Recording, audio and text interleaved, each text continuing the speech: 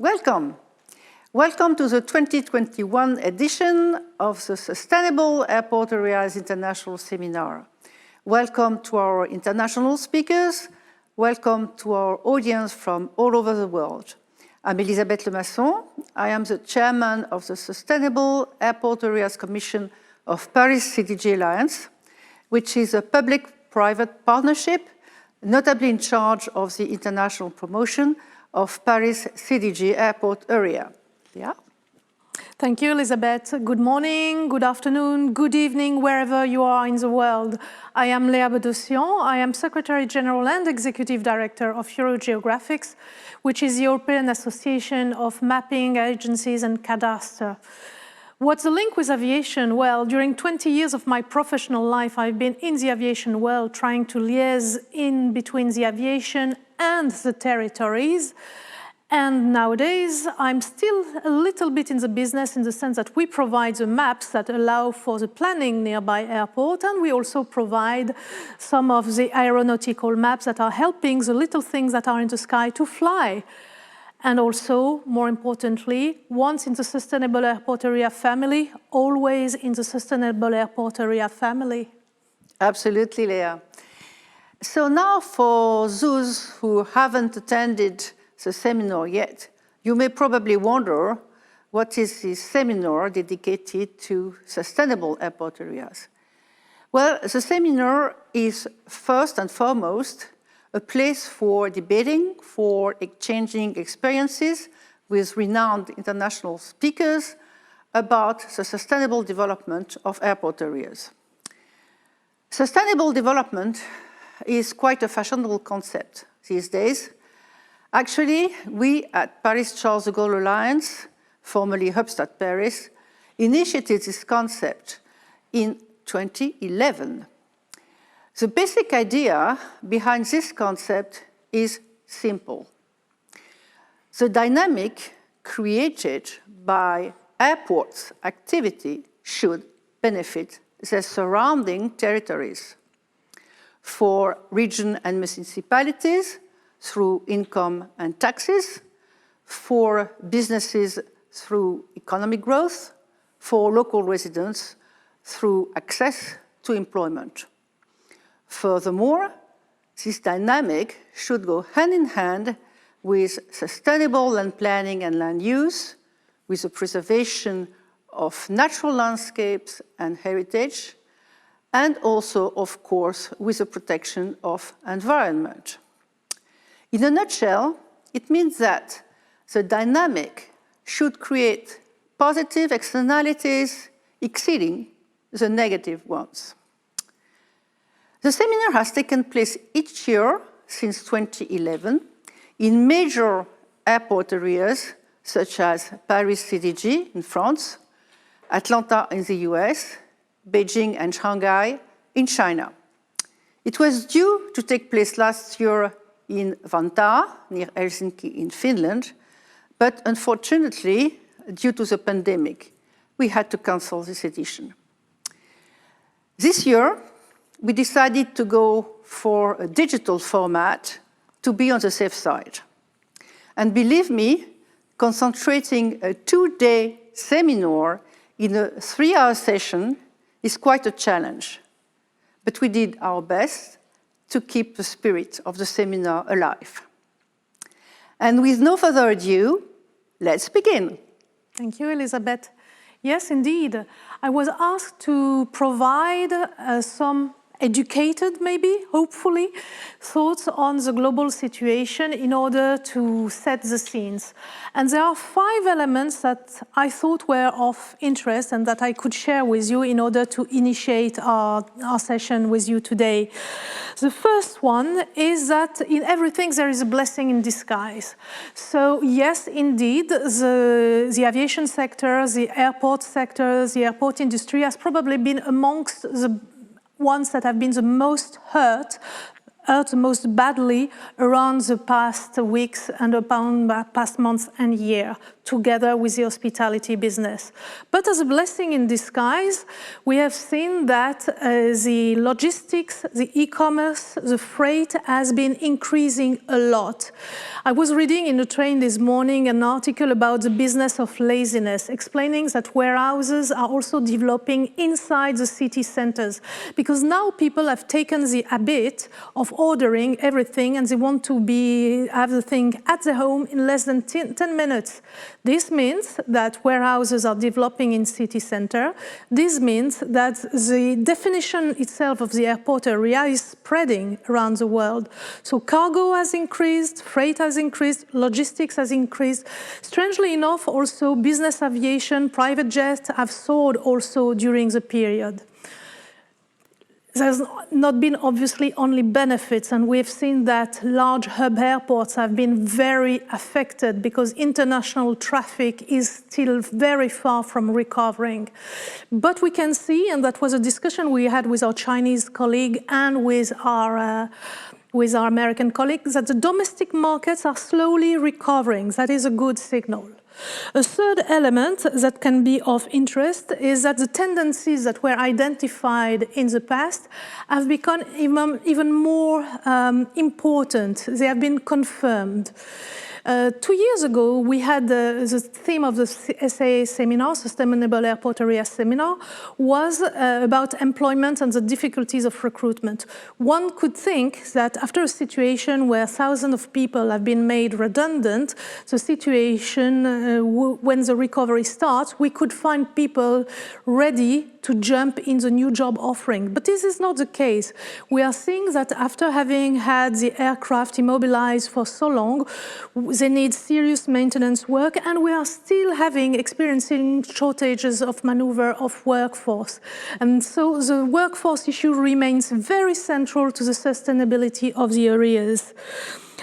We have also identified with the SAA family, we had identified that the office spaces are changing. And one of the real estate development branch that is very flourishing nearby airport is developing offices. But with teleworking, people have taken the habits of working very differently. This means that the airport cities need to redefine themselves to some extent. A fourth element that we have seen during the period is the difficulty to do predictions. And we will have one expert of prediction with us a bit later on today. And the fifth, but there will be a full session dedicated to that, is a new paradigm of climate change and how to address it. Thank you, Leah, for these very educated thoughts. Well, as you very well demonstrated, crisis always presented challenges, but also crises offer opportunities. As Winston Churchill once said, a pessimist sees the difficulty in every opportunity, and an optimist sees the opportunity in every difficulty. We decided to go for the optimistic side and to look for the opportunities this exceptional crisis is bringing us. So we decided for this 2021 edition of the seminar to choose the following topic: how to build more resilient and successful airport areas in a post-COVID world. 4 panels? Yes, indeed. We will be having 4 panels together. The first one will be dedicated to economic development. Are we heading towards a new model? The second one relates to what I was mentioning a bit earlier, anticipating the HR, human resources, for these upcoming recoveries that we are all hoping is coming. Third panel will be on how to build more resilient, attractive, hospitable airport cities in a post-COVID world where the human dimension must play a key role. And that is, I have to say, also one of the topics that was highlighted in previous editions of the seminar. Fourth panel, which is going to be more a focused panel with one person mostly, and with a discussion, will be on fostering the industry rebound thanks to environmental innovative breakthrough, the green airport and the hydrogen solution. But before going into the panels, let's hear how VIP representatives from all over the world analyze the current situation and foresee the future. We will hear from Rita Vishranen, Mayor of Vanda, Finland, from Jean-François Copé, former Minister of the Budget, President of Pays de Meaux in France, from Pascal Doll, President of Communauté d'agglomération Roissy-Pays de France in France, from Lionel Grotto, CEO of Choose Paris Region in France, from Shannon James, President and CEO of Aerotopolis Atlanta Alliance in the US, and from Boming Luo, Deputy Director in charge of Beijing-Daxing International Airport Economic Zone Administrative Committee. Let's hear what they have to say to us. 尊敬的万他市长，尊敬的伊丽莎白女士，各位朋友，大家好！很高兴与大家共同出席第10届机场地区可持续发展国际研讨会。And we are super excited about the 10th edition of SAAIS. And we served as your host in 2019 for the 9th edition, where we were allowed to really show the workings of our airport, but also the work that we're doing in our airport area. 感谢伊丽莎白女士和她的团队为这次研讨会的举办所做的周到安排。当然，新冠疫情持续蔓延，对国家经济社会发展提出了严峻挑战。特别机场地区如何在疫情后时代恢复运输业和机场区域的可持续发展，是我们面临的共同挑战。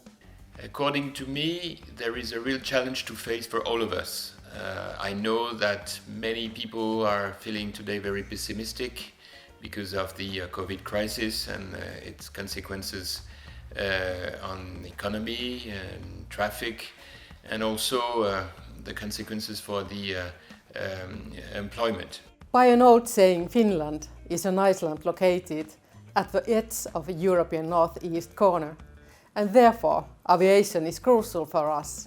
我们也要化危为机，危中寻机，积极推进扩大北京与主要航空运输市场、新兴市场及“一带一路”国家的航权安排，为大兴机场争取更多的国际航权资源。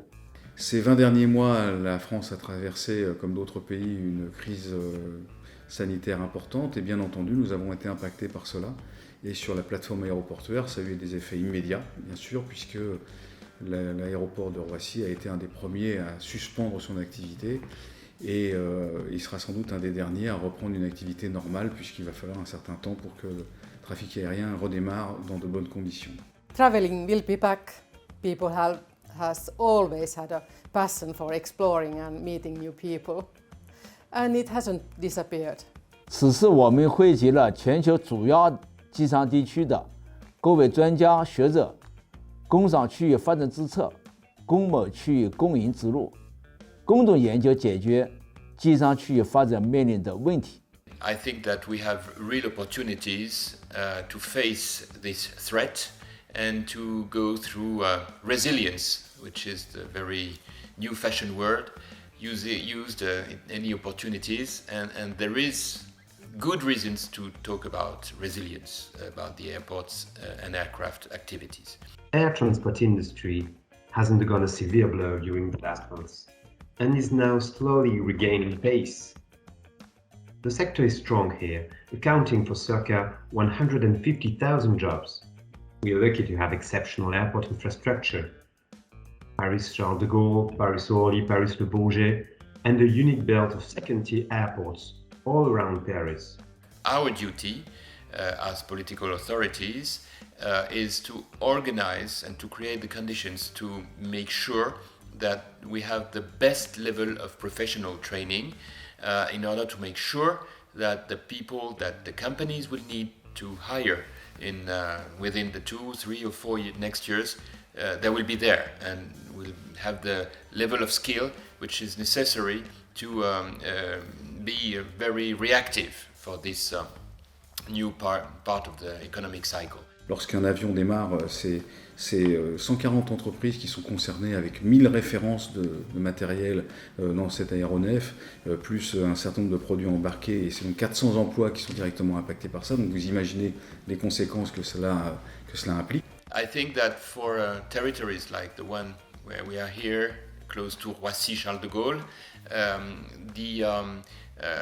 political institutions, especially in charge of the cities, of the areas working directly with the airport of Roissy, there is a great opportunity to facilitate this resilience. Air transport would need to adapt to the challenges of our time.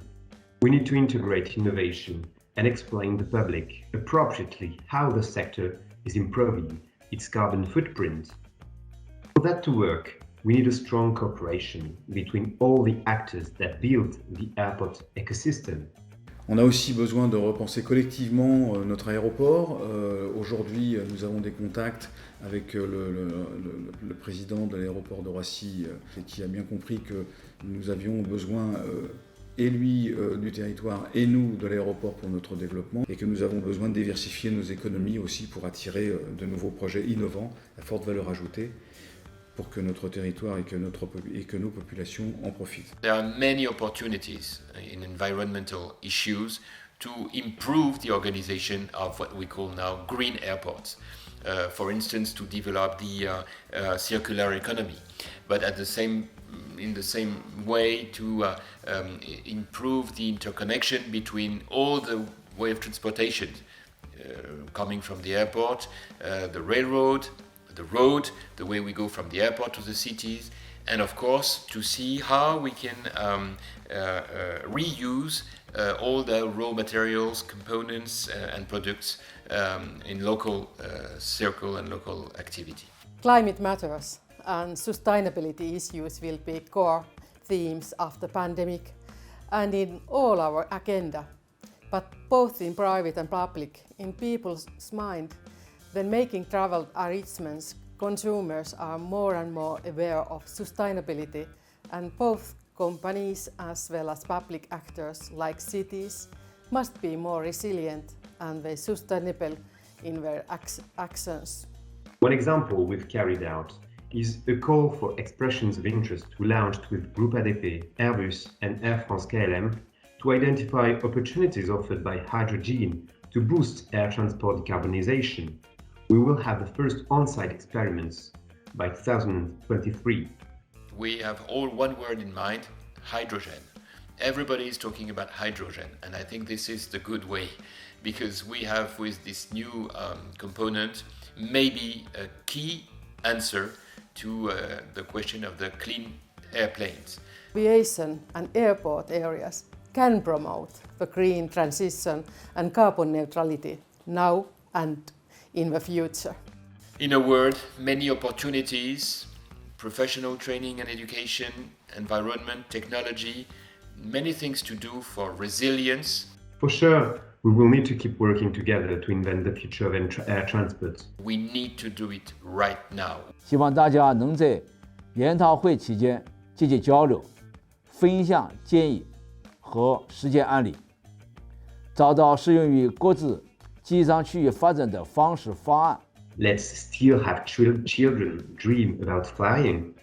As Antoine de Saint-Exupéry would put it, make the dream devour your life so that life does not devour your dream. So we are looking forward to dialogue, conversations, and shared ideas and best practices, especially in the midst of COVID-19.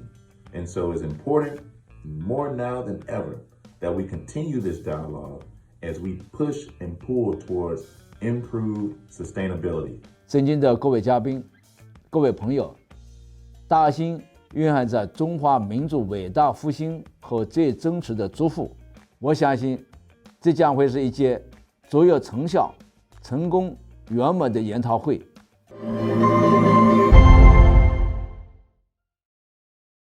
I'm very grateful to our speakers, for our distinguished VIPs, for putting in such good words the question and putting the question with the right perspective. Indeed, air transport is not dead. It's like punk, a little bit like that. And it's reviving. We can feel it. We can sometimes hear it, but we can benefit from it. I'm very happy to start planning my next holidays. So now, going beyond those words of air transport is coming back, recovery, what does it mean in concrete terms for the airport areas? And that's what we are going to investigate during the sessions with all of our specialist experts. Exactly, Leah. So now let's roll into the panels. Let's roll.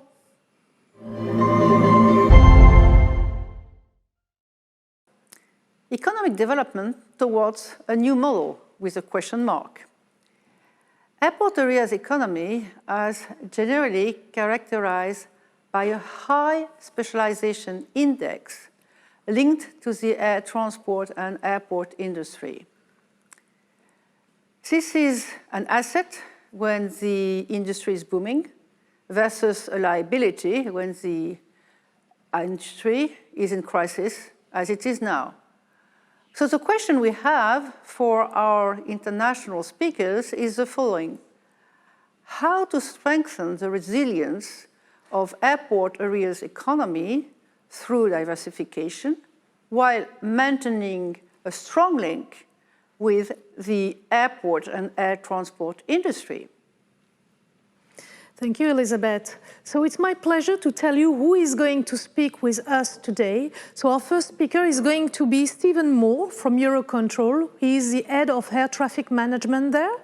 Our second speaker after him will be Chris Letourneur, who is from Vancouver. He's a strategist and the CEO of a company called MDX Development.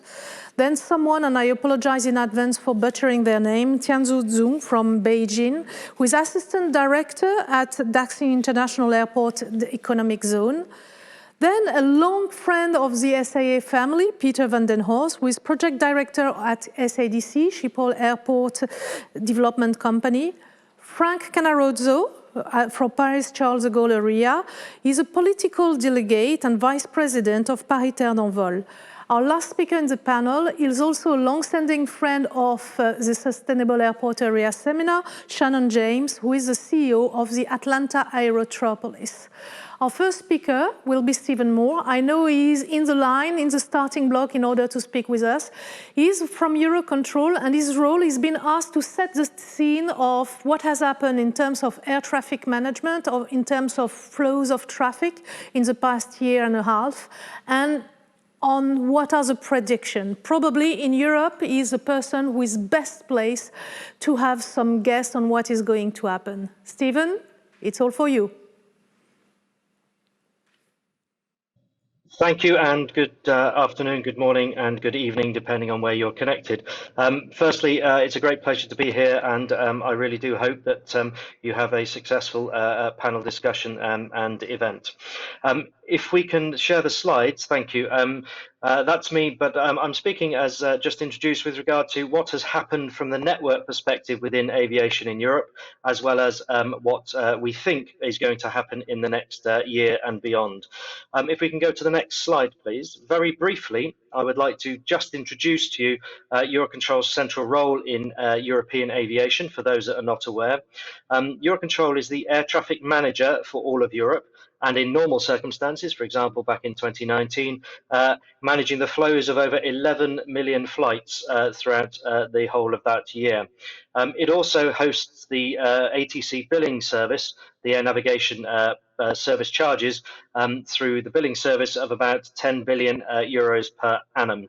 Obviously, last year it was somewhat different. Eurocontrol also hosts, as part of the 4 states agreement, the Maastricht ANSP, based in the Netherlands.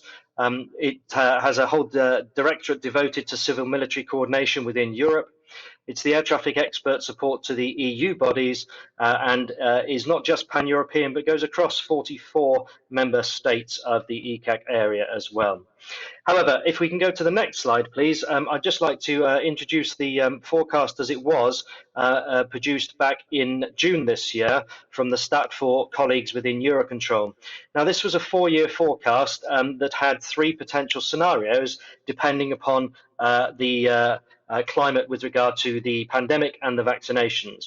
And very briefly, the top blue line there that ascends the highest and the quickest is the scenario 1, which was based upon a lot of work generated around what would happen should a vaccine become widely available in 2021.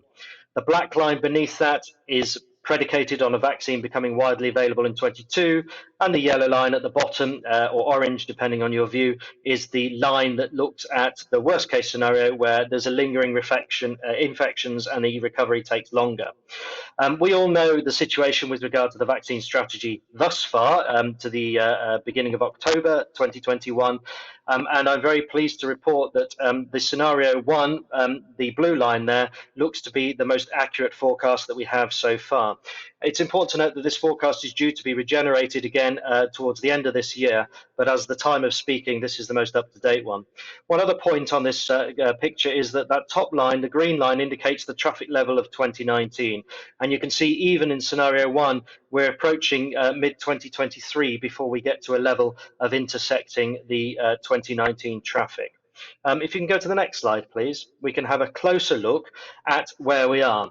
So the top line from the previous slide is represented now by the top line of this slide. However, the time frame has reduced to the end of this year. The other 2 lines represent the other scenarios. And you can very clearly see the top scenario in green and the actuals that we're seeing in network numbers in blue are tracking pretty much bang on to the predictions made at the start of the summer period, which is really pleasing. But does indicate that there's still some some potential to grow even further within the network, depending on the environmental aspects of the pandemic.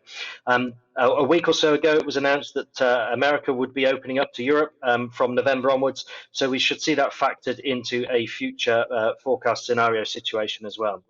The next slide, if you could turn over, just goes to look at some of the data that we work with in Eurocontrol against, in this case, airports, where we're comparing week on week and day on day the traffic levels at airports compared to 2019. And I thought this was a useful snapshot for you. I must stress that I am fully aware this does not equate to load factors and passenger numbers, on which, of course, the lifeblood of the airports depend for revenues.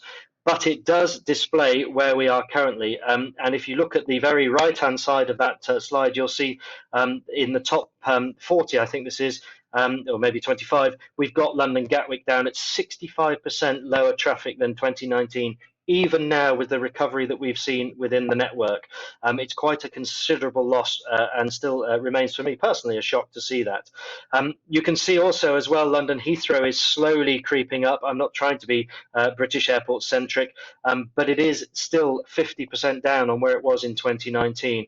A factor there of the type of operation that Heathrow primarily operates with its international long haul traffic, as well as the hub service, the spoke service to that hub. And the next slide, if you could move on, I'd just like to show what we're seeing change here in terms of the different markets. I won't spend too long on it. You can see on the left-hand side as well a very clear demonstration of that drop in traffic in the network that we saw in March 2020. But the line that remains almost like a line you'd like to see in the intensive unit with your heart rate, and the blue line in the middle there is the cargo, the lifeline that was for the European and a worldwide economy for vaccines, for supplies. Cargo dipped very quickly and then rebound even faster. And you can see at Christmas time last year, at the end of the year, the great peak that the blue line that cargo had. And it's still, even today, 6 or 7% higher than it was pre-pandemic levels with the cargo flights. Some of that, of course, down to airlines using either converted passenger aircraft or passenger empty aircraft for moving cargo as well. Another interesting point on this slide, if you look to the right-hand side, that red line, which is the line in ascendancy at the end of the slide as of September last year, September this year, is up 25% from where it was in pre-pandemic levels, which is a significant change for those of you who are involved in airports that deal with business traffic, and probably reflects to some degree some level of societal change with regard to how some people are choosing to travel differently post-pandemic. We can also see some of the differences there between the low cost, the scheduled and the non-scheduled, which are those other colours as well. If we can move on to the international picture, this is the next slide, please, the show of where the current situation is with regard to international traffic to and from the ECAC, the Europe area. So taking a look clockwise, if you like, from the top there, we're seeing external to Europe, other Europe, we're about 45% down. Asia Pacific, obviously, perhaps still about the same level. South Africa and Southern African states down to 30% down.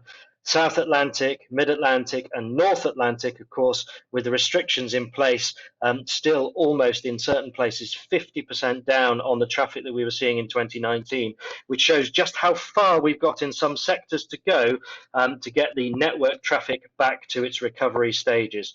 And we're now modelling the North Atlantic side with regard to the changes that were announced by President Biden last week, which we'll look forward to seeing the effects of those in the airline schedules.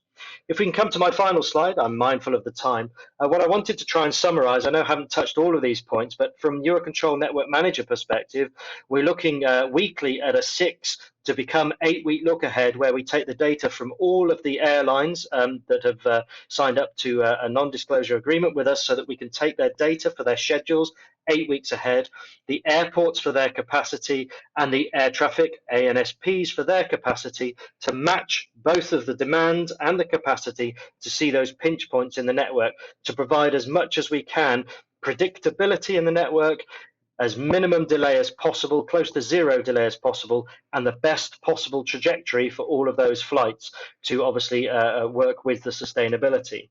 The early indications are looking forwards that network traffic will build on that prediction in one of the early slides to 85% of 2019 levels next year. That's an average for the whole year, which does mean that we will see pinch points in excess of 100% of the traffic at some periods through some parts of the airspace and at some airfields. In 2023, that annual average will get above 90% of 2019 traffic levels. But there are so many variables, of course. Heaven forfend, a new strain of the virus could, of course, change all of that. And none of this speaks, of course, to the load factors of these aircraft. However, we do know airlines react very quickly to reduce demand, so we're assuming that we're going to see a continuing increase in the load factors from where they are in some cases between 60 and 80% today, getting towards 90+%. Issues within the network will remain, however. We will see delays. We will work our best within the network for best trajectory management, which works from gate to gate through the airspace, not just in the airspace. And we'll be incorporating as best we can more airports into network data sharing so that we in the network manager can have information and you in the airports can have information, to which point, should any airport need or want to get connected with us at Eurocontrol, the network manager, you can contact us using that email address there. The final slide, I believe, is just the wraparound slide. So it remains for me to say thank you very much for your time. I hope this has been of some benefit to you. And sure, if you want any more information, please do not hesitate to contact us at Eurocontrol. My great thanks for your time today. Thank you immensely for your time. I know I have plenty of questions, but I know you are heading towards another meeting, an emergency meeting with ICAO. And what I really liked in what you presented is actually first the cardio curve. I'll keep that in mind. And secondly, I'm really amazed by how accurate you've been able to predict the recovery of the best case scenario, because the curves are almost parallel. So very well done. Thank you. You are indeed setting the scene perfectly, and that's exactly what we wanted, and that will serve as a foundation for all the experts to discuss on how, on that basis, they can plan the recovery of the areas nearby airport. Thank you so much. Thank you, Stephen. Thank you. My pleasure. Bye-bye now. Bye. Bye. That was very, very interesting, and I'm very grateful that Stephen managed to have some time with us, and I'm always amazed by the complexity of predicting traffic. Our next speaker is coming from North America, and it's probably crazy o'clock in the morning for him. His name is Chris Le Tourneur. He is a strategist, the president and CEO of MX Day Development, a company and a consultancy, and he's also a long-standing friend of the Sustainable Airport Area seminars. Chris, if you want to join us, the screen is yours. Thank you. Thank you, Elizabeth. Thank you, Leah. It's an absolute pleasure to be here today and part of this exciting event. As they say, good evening in Europe, good afternoon, and here in Vancouver, Canada, it's a very early good morning.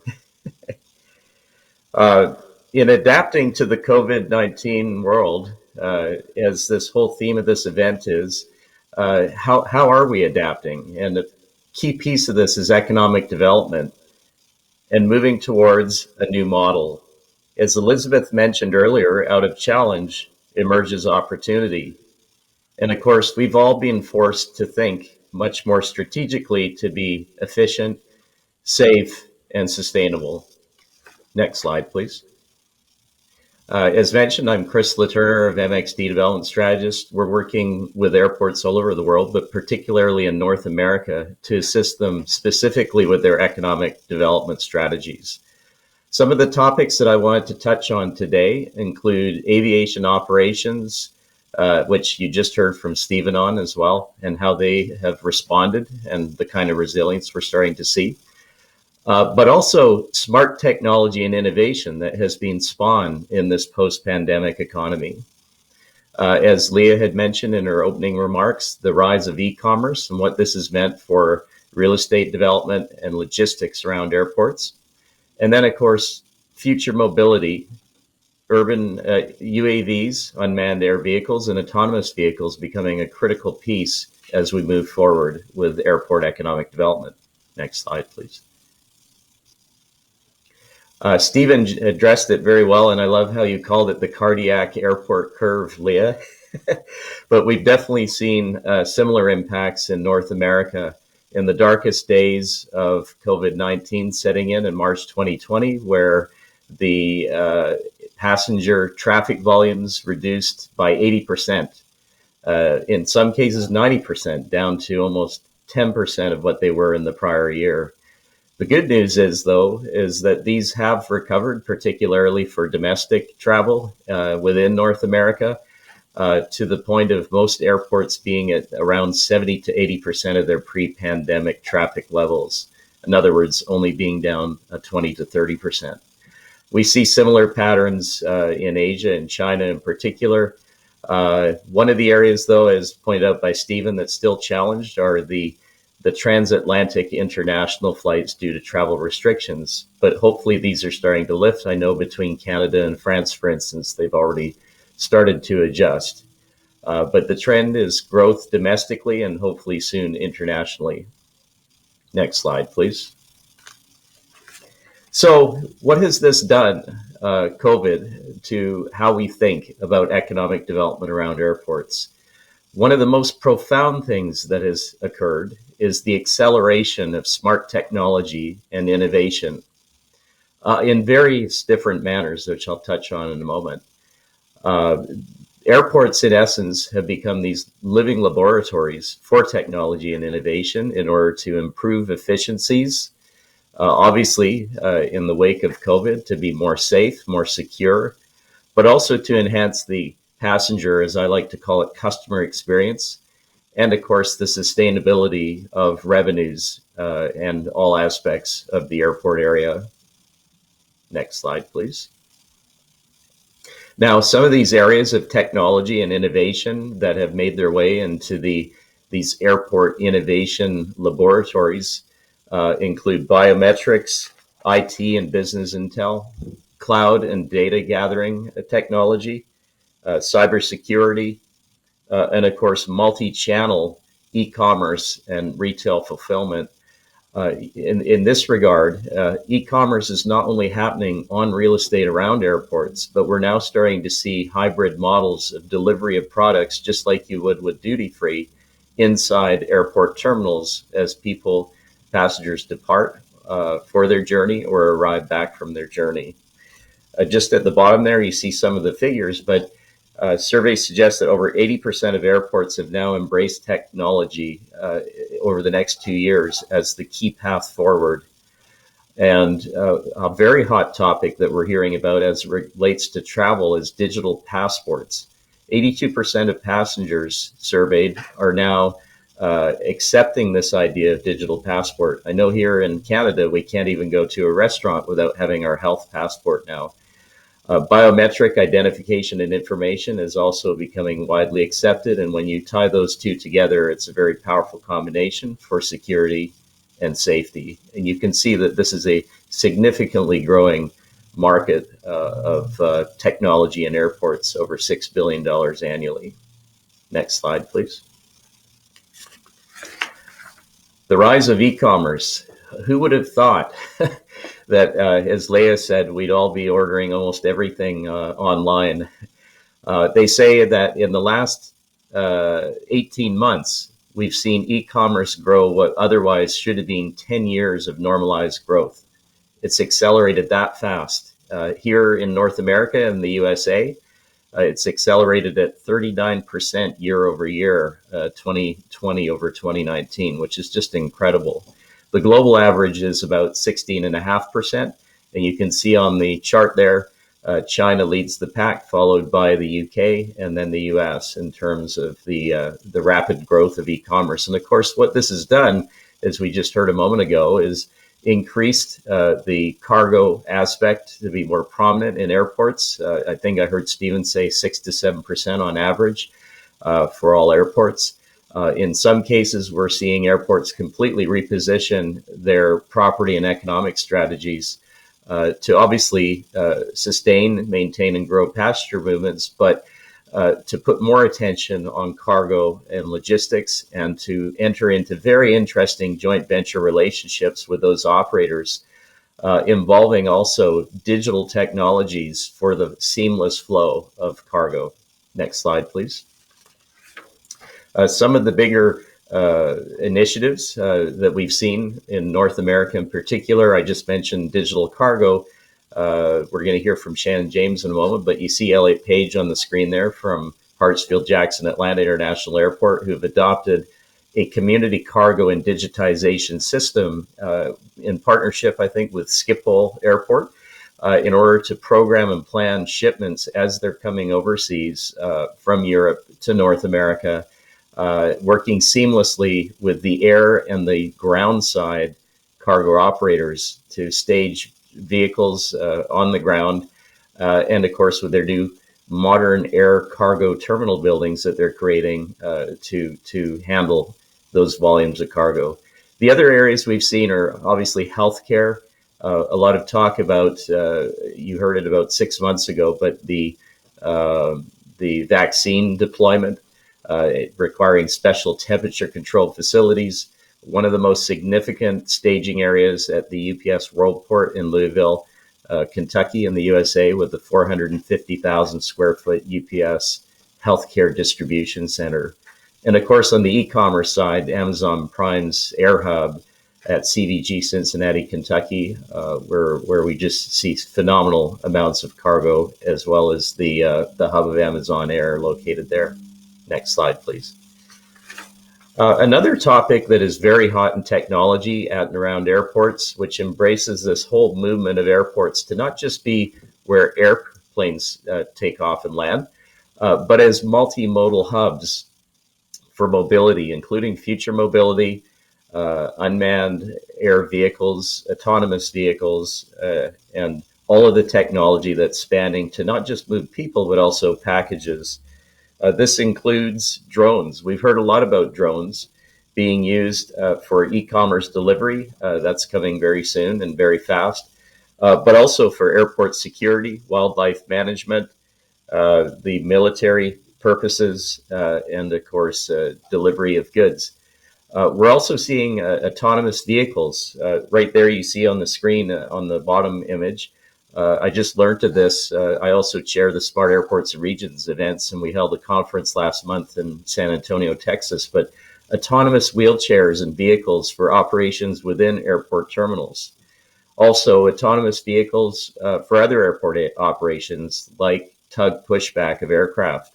The logistics, moving cargo from landside to airside, and of course, inside of logistic warehouses, moving packages around. Also baggage handling for autonomous vehicles. So this is a sector that is growing significantly and using airports as their living laboratory for R&D, as well as to scale up with these technologies. You see some figures on the bottom of the screen there of this phenomenal growth expected over the next decade or so. Next slide, please. So with that, merci, thank you. And I like to think that the future is bright. And as Elizabeth said, out of challenge comes opportunity and acceleration of those opportunities. Thank you. Thank you, Chris. Thank you, Chris. As usual, you know me, I have a question, but I'm especially interested in the drones operation and deliveries, because I read last week that Amazon had to suspend deliveries through drones because of the attacks of crows, you know, those black birds with very yellow beaks. So it's a way to be reminded that nature always have ways and means to surprise us. We don't really have time for questions specifically to you, but maybe at the end of the panel, if we have a few minutes, I will put you on the grill with my question. Our next speaker is going to be, and apologies, I know I'm butchering your name, Mr. Tianzu Zhu from Beijing Daxing Airport. He's the Assistant Director at Beijing Daxing International Airport Economic Development Zone. So thank you very much, and we are now going to listen what he has to tell us about what is happening in China. Hello everyone, it's my honor to speak here, and I'm very glad to share my topic with you.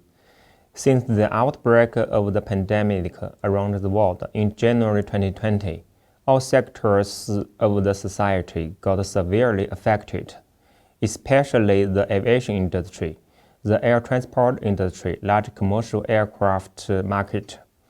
Airport operations and the other sectors were all profoundly undermined. Production in aviation manufacturing was suspended for a time. A large number of flights had to be shut down. All this pointed to a negatively impacted economy. Civil aviation passenger transportation market experienced the biggest blow in its history, both domestically and internationally, and the recurring of the epidemic further hampered recovery from this crisis. Under such a context, I will elaborate on the following factors with which Beijing Daxing International Airport Economic Zone has recovered, maintained a steady growth since the COVID-19 epidemic. The first factor is China's domestic circulation. Due to the COVID-19, the business volume of Beijing Daxing International Airport took a hit in 2020, with all the international inbound flights diverted to Beijing Capital International Airport, leading to non-international business. Passenger throughput was expected to reach 27 million in 2020, but only reached 16 million in real situation. The combined revenue of three major airlines, including China Southern, China Eastern, and Air China, was 220.7 billion yuan in 2020, dropping 40 to 50% year-on-year as a result of the pandemic, with each airline losing over 10 billion yuan in net profit, and the combined loss reaching 37 billion yuan, representing an average daily loss of 100 million yuan. China's domestic airlines increased to 148 routes in 2021. Driven by China's huge domestic market, domestic international circulation helped improve the overall economic performance of the airport economic zone. Beijing Daxing International Airport plans to resume its inbound and outbound flights by the end of this year. The second factor is our location advantage. The Beijing Daxing International Airport Economic Zone is located in the core area of the three fast-developing cities of Beijing, Tianjin, and Xiong'an. It serves as a hub for the coordinated development of the great Beijing-Tianjin-Hebei region so as to achieve resource complementarity through linking urban clusters. Beijing is also deploying related works to decommission its non-capital functions and working to build Xiong'an new area into a service center to take over those functions. So our zone will play a great role in promoting coordinated development. The third factor is our zone as the integrated transportation hub. Passenger flow of Beijing Daxing International Airport Economic Zone does not only come from air transport, but also from land and rail transport. We have 11 expressways, one of which is the Transverse Airport North Line Expressway that connects all north-south expressways to Beijing Daxing International Airport. There are 8 platforms for 16 lines, including intercity railways, higher-speed railways, and metro lines on the second basement level of the terminal building. We are making our contributions to the self-circulation of the airport economic zone to form a self-sufficient urban area. The fourth factor is well-developed industries in the airport economic zone. Beijing Daxing International Airport Economic Zone focuses on 5 leading industries in the fields of life and health, high-end services of the hub, aviation support, information technology, and intelligent equipment of the new generation.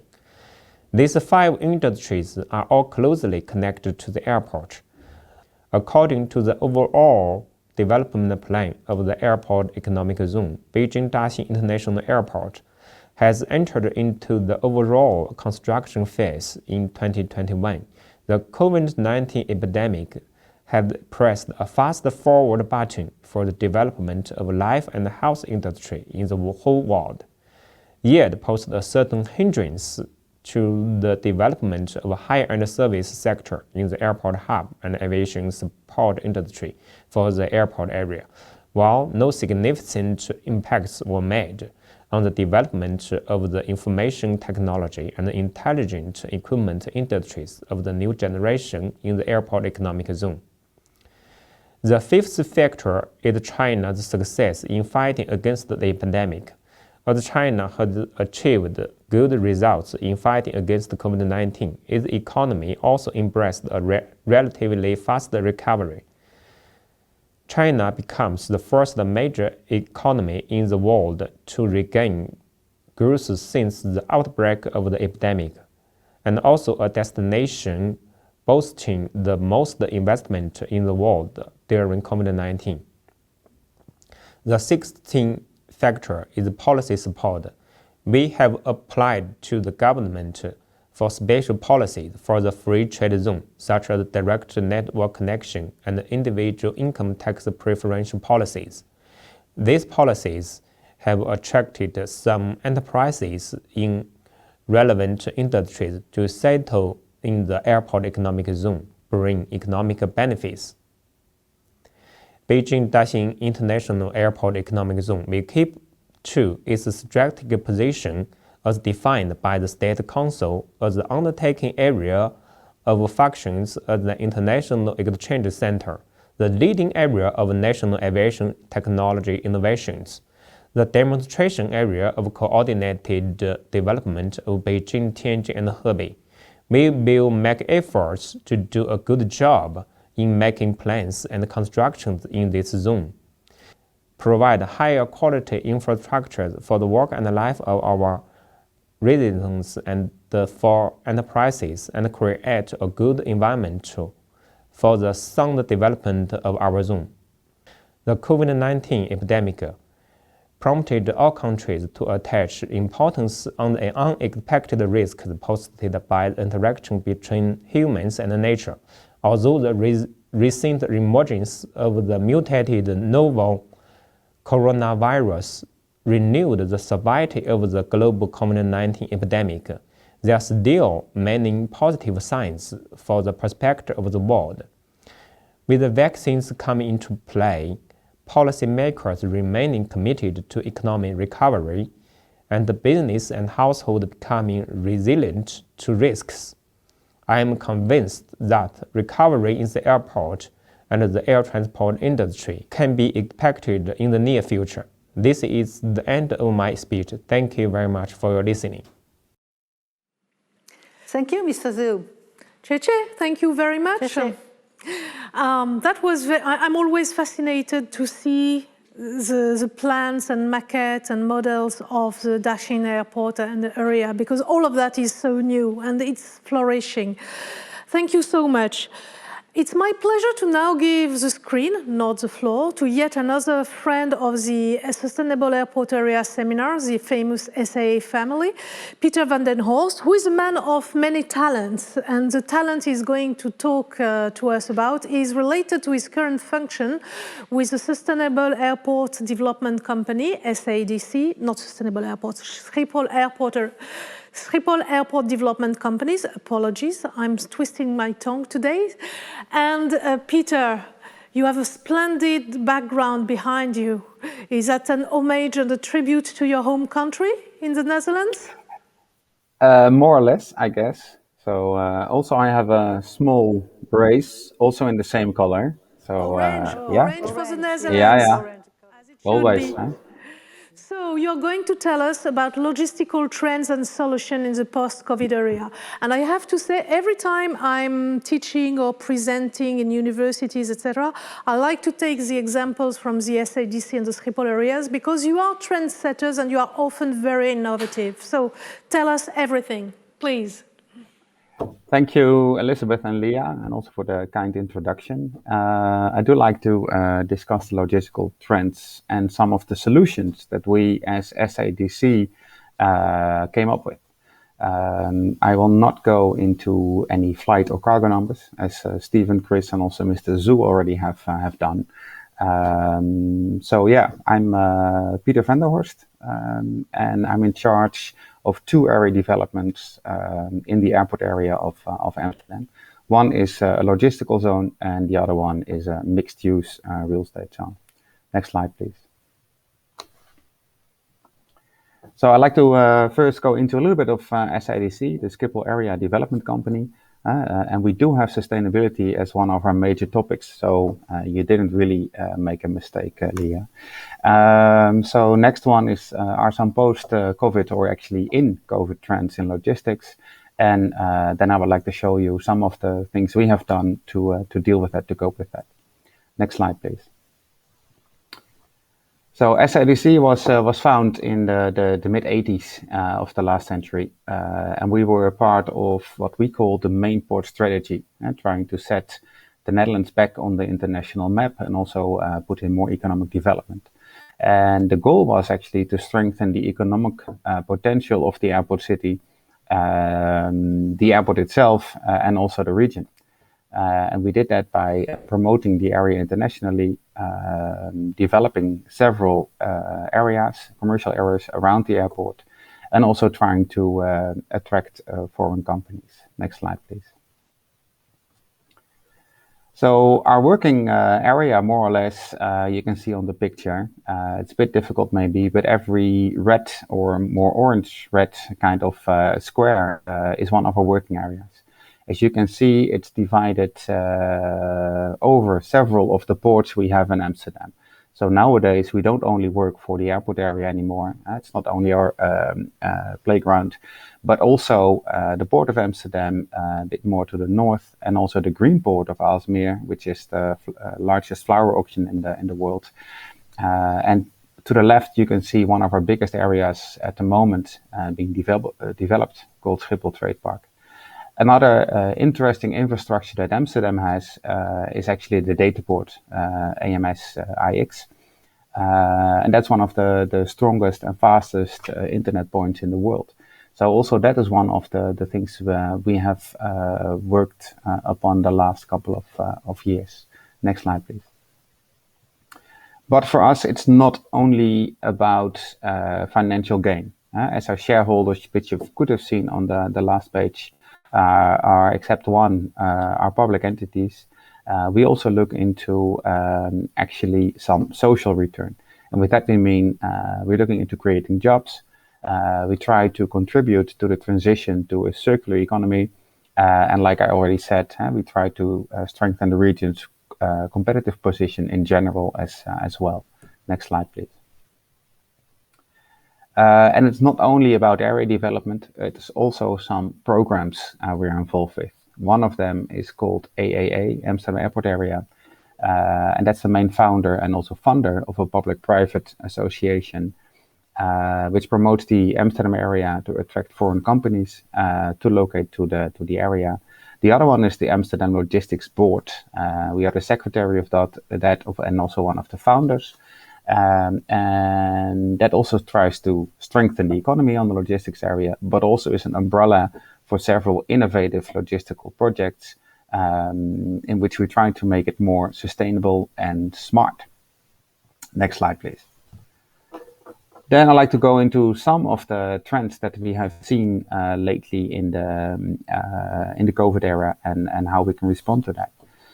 One of them is actually what we call from globalization to regionalization, meaning that we saw in the COVID era that it was difficult sometimes to get supplies in, especially medical supplies, but also at other points we saw that it was difficult to get goods in. We relied probably, as some countries relied a bit too much on one distribution channel or supply chain.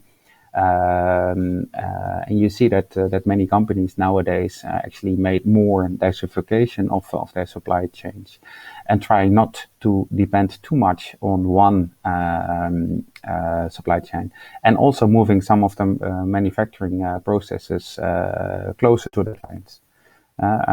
Second one, of course, with all the vaccines being produced, is pharma itself. And as Chris already told us, digitization and automation is one of the big issues already before COVID, but it made a huge step, like an enormous leap during the COVID times. Well, of course, we have seen that the numbers have gone up on cargo for planes, but also on trucks and other ways of transport. And also seeing huge price increases. If in the post-COVID times these price increases will stay up, I'm not sure. But at least at the moment, it's one of the big things that have happened. Next one, please. Also mentioned by Chris, we saw the e-commerce really taking a strong leap forward. And that also had a huge impact on the first line logistics of airports. And we saw a change in how to handle that, and also in how they use their facilities. Another one also connected to e-commerce, but not only to e-commerce, is more the city distribution. We now more and more see that big trucks come into a warehouse and smaller, really small ones go into the tinier network of cities. And that has to do with e-commerce on the one side, but also a lot more local goods, like grocery stores, where people just order them to bring it to their homes. So also the city, as we call that, city distribution, has a huge impact. Then some other stuff we are involved with, which we encounter, is that we see more and more there is some social consciousness about, let's just say it like it is a bit, that sometimes they don't like the ugly boxes, the big warehousing buildings anymore, and people are objecting, at least in the Netherlands. And we also see a demand for more circularity and sustainability. And some bottlenecks we encounter in the Netherlands is actually that we're running out of logistical space. So the increase was so much on the buildings and plots that in the Amsterdam area there's hardly any space left for a plot. But also, unfortunately, we already have seen since a year that we have difficulties in electricity. We have some shortages, and even some companies don't get an electricity connection anymore. Another one that has been around for some time is the workforce shortages, And also in COVID times, you can see that this has only increased more. Next one, please. What we try to do as SADC to handle a few of these challenges is that we focused a lot on our areas, for example, to increase the density on the one side. In that sense, you can accommodate more companies on one area, so that helps in the shortage of plots. But also, it creates the possibility to get some other areas not redeveloped, which is in sustainable and circularity way is a good thing. Second thing we did is make the sustainability a lot more visible and like an user experience. Even in the logistical buildings, we have added nowadays as a requirement to our client a lot of green, a lot of biodiversity, and a lot of other ecological and interesting programs. And also we created walking areas, footpaths, recreation parts, even in logistical areas, to please actually the employees in order for them to stay in the industry. Next one, please.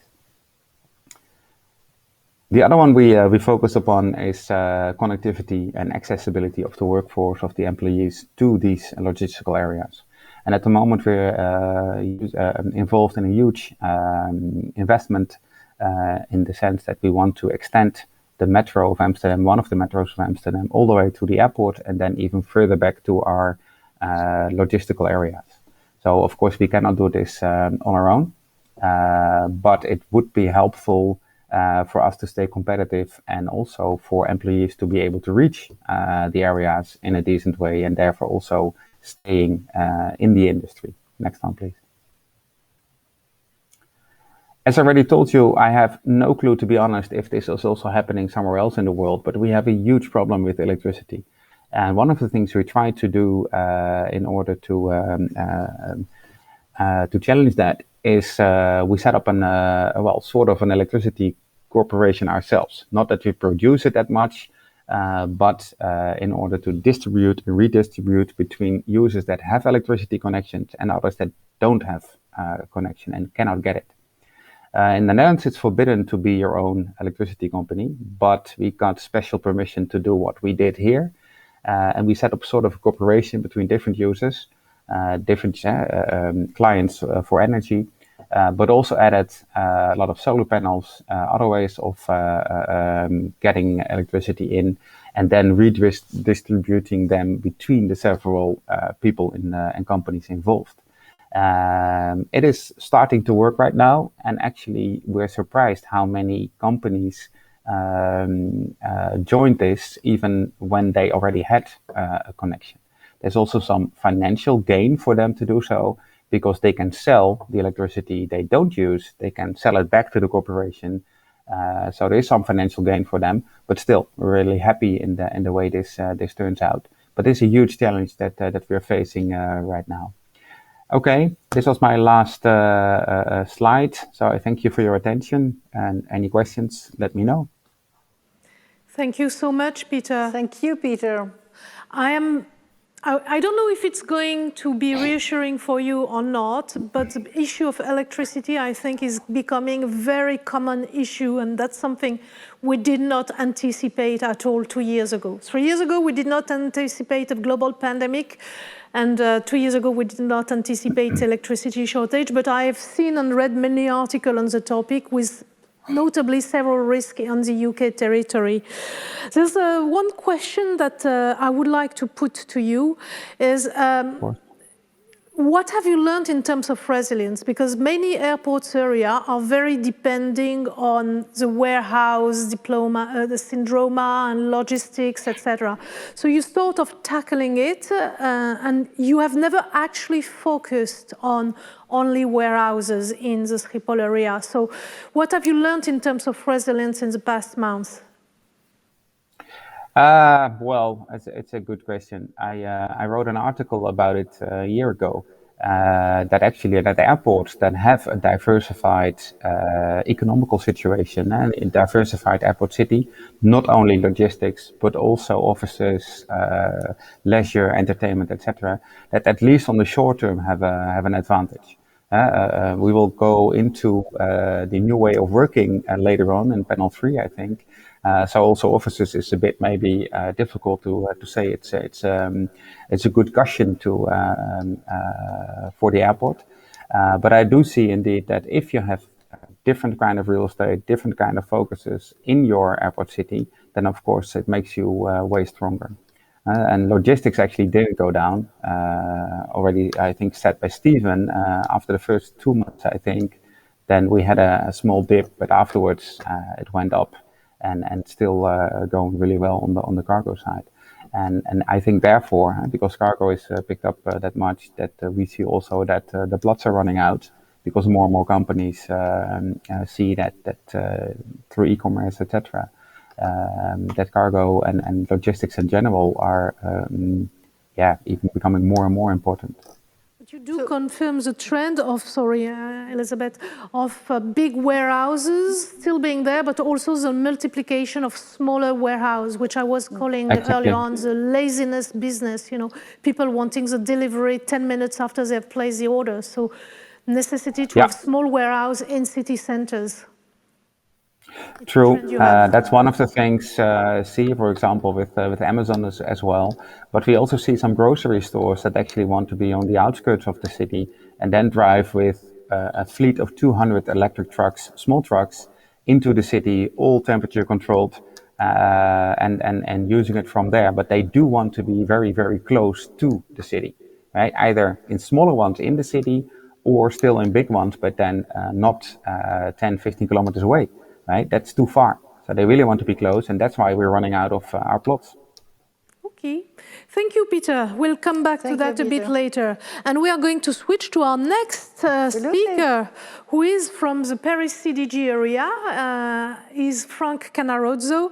He's a political delegate and is vice president of Paris Terre d'Envol. It is sure that the airport industry is an asset. It is also sure that this COVID crisis has demonstrated its fragility, because this industry is based on the freedom to come and go. But we have also seen that if the transportation of people was concerned, that was not the case for the good transportation. Even if I am convinced that the will to discover the world is irresistible and will make a comeback, we need to find complementary ways to develop ourselves. As we said, this crisis did not avoid good transportation, and we have a very important freight flight based on our territory. We must therefore naturally turn to industry. Not just any industry, of course, because we are a densely populated area, but the production of goods that serve the territory and then can be exported is a complementary path. We, therefore, need to think about what goods can be exported by plane that Europe needs. For example, we have seen that goods in the health sector lacked proximity during this crisis. What can we do in this area for this sector? Another example, the 3D printing industry is at the beginning, but perhaps it could allow for the manufacturing and rapid delivery of fundamental missing pieces through the freight platform. So the time has come to think about it. But I also think that we must not forget one of the challenges of tomorrow: ecological transition.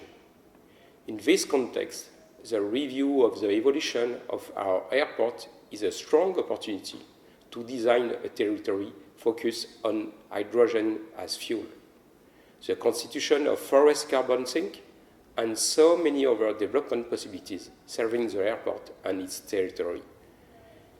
Now, time is coming for transformation. Thank you, Frank. Thank you. That was very interesting. We are going to switch to our last speaker for this panel, and he's coming to us from Atlanta. He's Shannon James. Shannon, are you here? The screen is yours. Hey, Hi, so nice Shannon. to see you. Good to see you, yeah. Good morning from North America, Leah and Elizabeth. The floor is yours. Yeah. Go ahead. Hey, well, thank you. Thank you. Super excited to participate in SAAIS 2021, the 10th edition.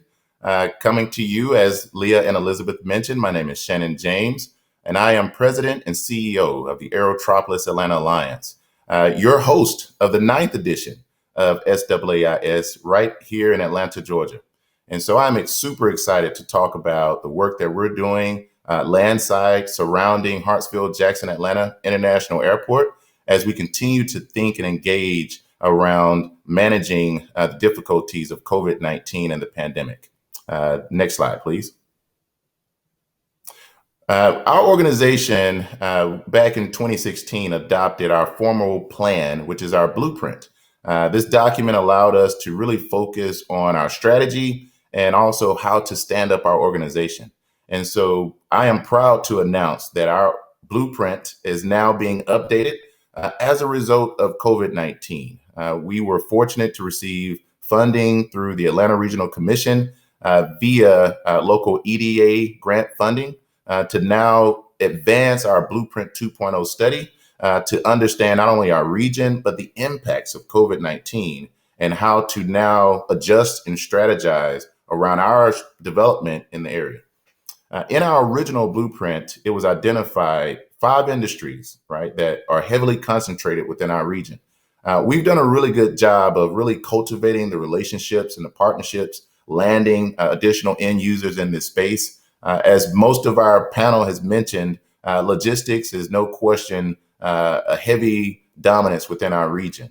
We have a huge concentration, and the competitive pressures of this growth area continue to force us, right, to continue to be thoughtful and coordinated with our partners because we, like our partners in PITA here, are very land challenged as you get closer to the airport.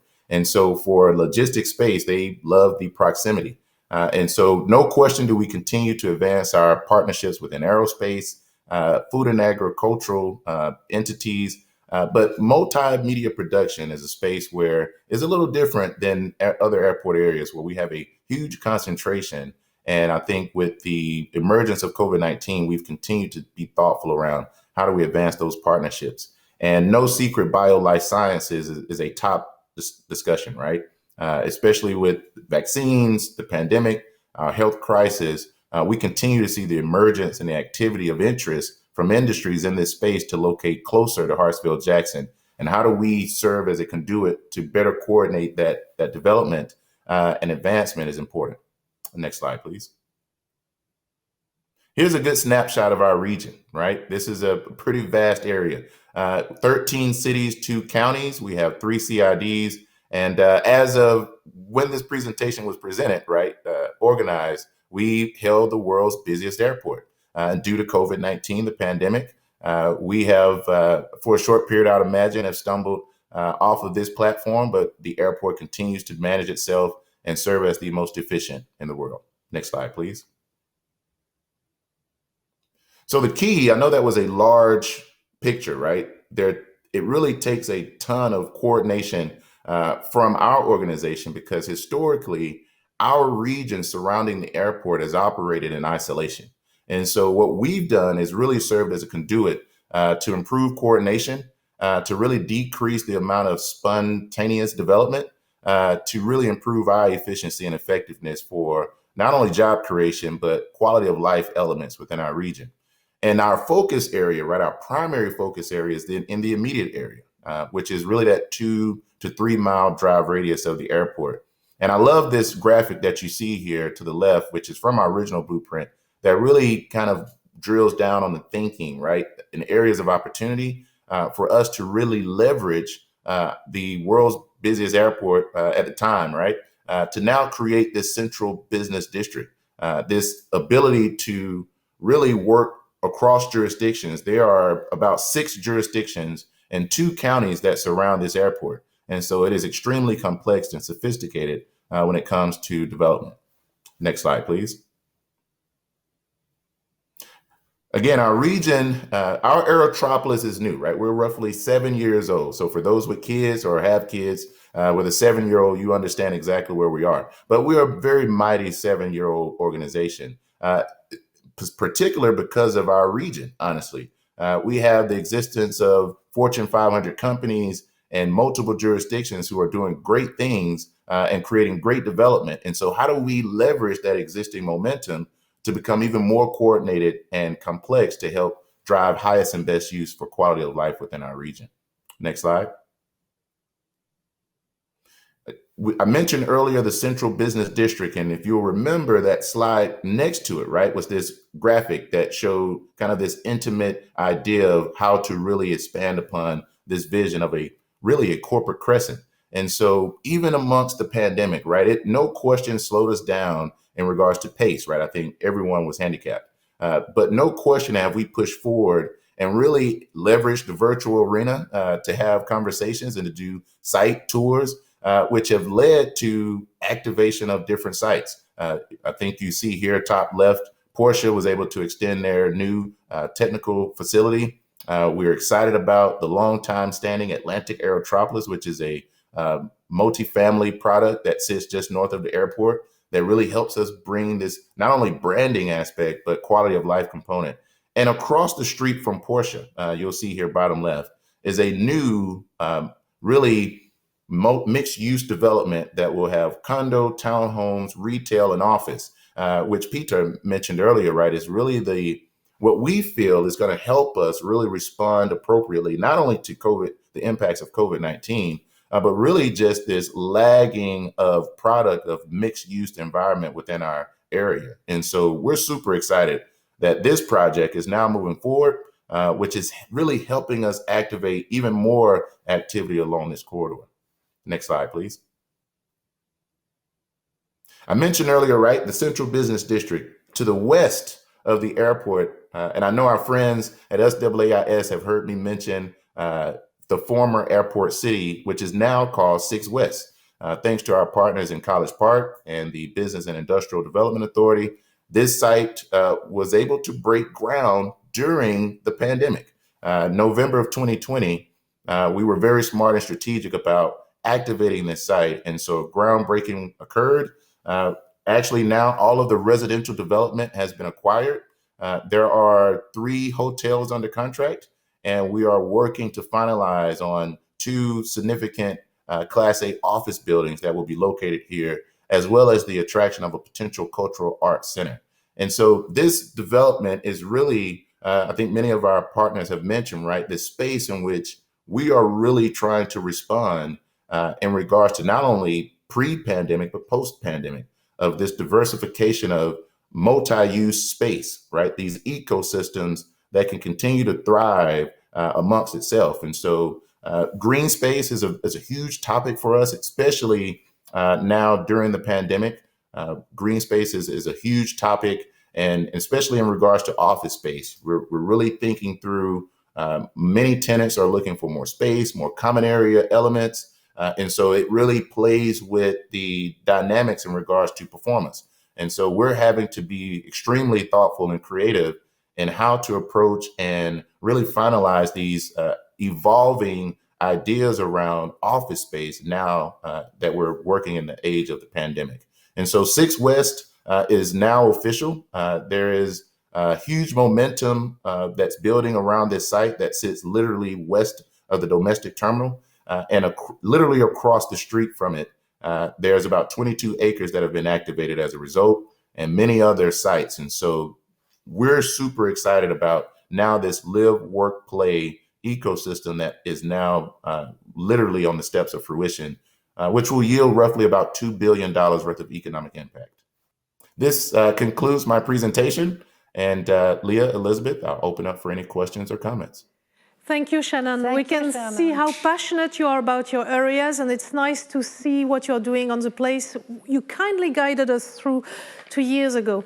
The master of clock is behind me, and because we are running late, I have one question for the ones who have not had a question, Chris and you. Please, can you tell me, and it's going to be the same question as to Peter, in one word or in a sentence of less of 15 seconds, what is your definition of resilience in your territory now, after COVID?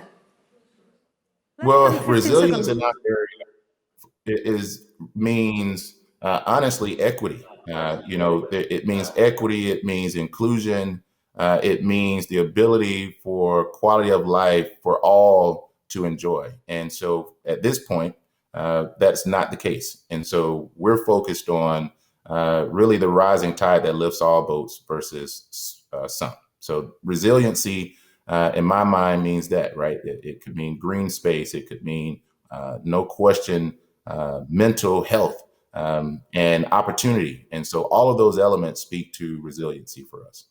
Thank you very much. If we have Chris around, Chris who has an international vision. Chris, resilience, 15 seconds. No, you talked a lot in general, 10 seconds. Thank you. Look, I think it's innovation is the key word, and the acceleration of technology and innovation to be more efficient and safe.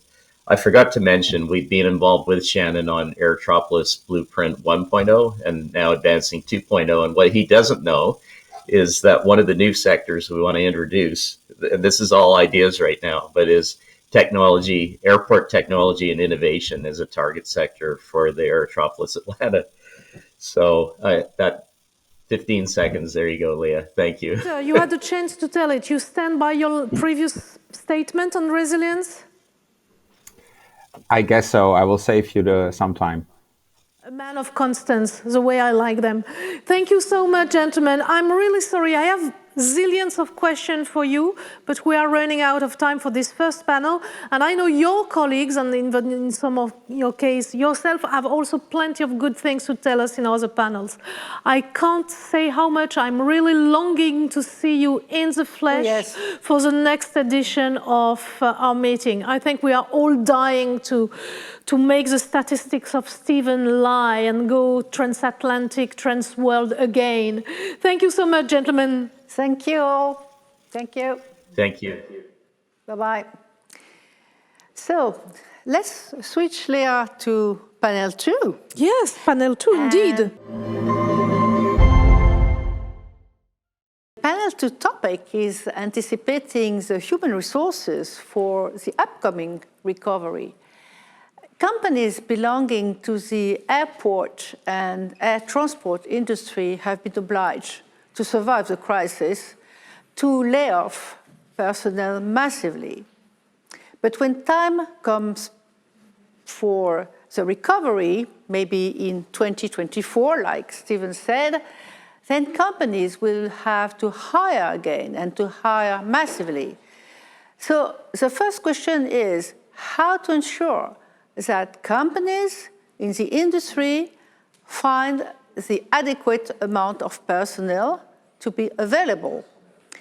The second question is, in fact, as skills and competencies have been affected by the crisis, for example, through an acceleration of digitalization or through new sanitary measures, etc. So these new skills need to be taken into account in training programs. It's very necessary for companies to find, once the rebound is here, the adequate skills and competencies. So that's the second question for our international speakers, whom Leah will present now. Okay, so let's go for introducing the speakers. So in this panel too, we've already talked about how crucial human resources are going to be, and we have a set of distinguished panelists. Another member of the SAA family, Robert Herring from Atlanta Aerotropolis, Peter Deleuve from Vienna, so he's the other Peter of the gang. Then Béatrice Barré and Isabelle Perrin from Liège Airport. So for those of you who are not in Europe and do not know much about Europe, Liège is mostly a cargo airport. It's in Belgium. So they are going to tackle the topic. We will have Zixia Wang from Daxing HR Director at Xiamen Airlines, and she has the title of Outstanding Young Talent of Daxing. And Manuel Valencia from Santiago de Chile Paduel Airport, who is Deputy Manager for Communication and Customer Experience. And last but not least, we will have Marc Demont, Paris CDG Director for the CDG Alliance. I'm delighted to have you all with us, and we will start with Robert. Thank you. Good morning from Atlanta. Good morning, Robert. It is a pleasure to be here with all of you for the 10th edition of SAAIS. I'm Robert Herrig. I'm the Senior Project Manager for the Aerotropolis Atlanta Alliance. And today I'm going to present to you some of the key strategies we've been using here in Atlanta, both pre and post-pandemic, to develop our talent in the airport area. So if you could bring up the slides for me. Thank you. You can move to the next slide. I know Shannon just went through a bit about our organization, but I want to provide a little bit of context before going into my presentation. The Aerotropolis Atlanta Alliance is a public-private partnership focused on improving the economic potential of the area around Hartsfield-Jackson International Airport. Next slide, please. These are some of our partners. We have big global brands that you might recognize like Chick-fil-A, Delta Airlines, Porsche Cars North America, all of which are headquartered in our area. But we work with a diverse group of partners. Next slide, please. This is Aerotropolis Atlanta, the airport itself. If you could go to the next slide, please. The airport itself is only 10 miles south of the center of the city of Atlanta. And so our focus area is really South Metro Atlanta. Next slide, please. And Metro Atlanta is a really diverse place. But as you can see here, the region is also highly segregated. It's roughly split by race and ethnicity, with a large concentration of the Black population of Atlanta residing around the airport on the south side of the region. And this is important because it translates to a region where the north side, because it's wider, it's wealthier, it's more developed, and the south side, which is majority Black, is not as affluent and has not seen the same scale of and variety of development the north side has seen. And why this is important is because we all know that due to the pandemic, the impacts on communities of lower income, of minorities, has been disproportionately worse. And so that's the same here in Atlanta. Next slide, please. So our key focus areas to lift up the airport area communities and develop kind of a network of thriving airport cities falls into three main categories: community development, economic development, and workforce development. Next slide, please. And so I'm going to talk a lot about our workforce work, which before the pandemic consisted mostly of industry training and placement programs for community residents, those people living in the airport area in zip codes around the airport.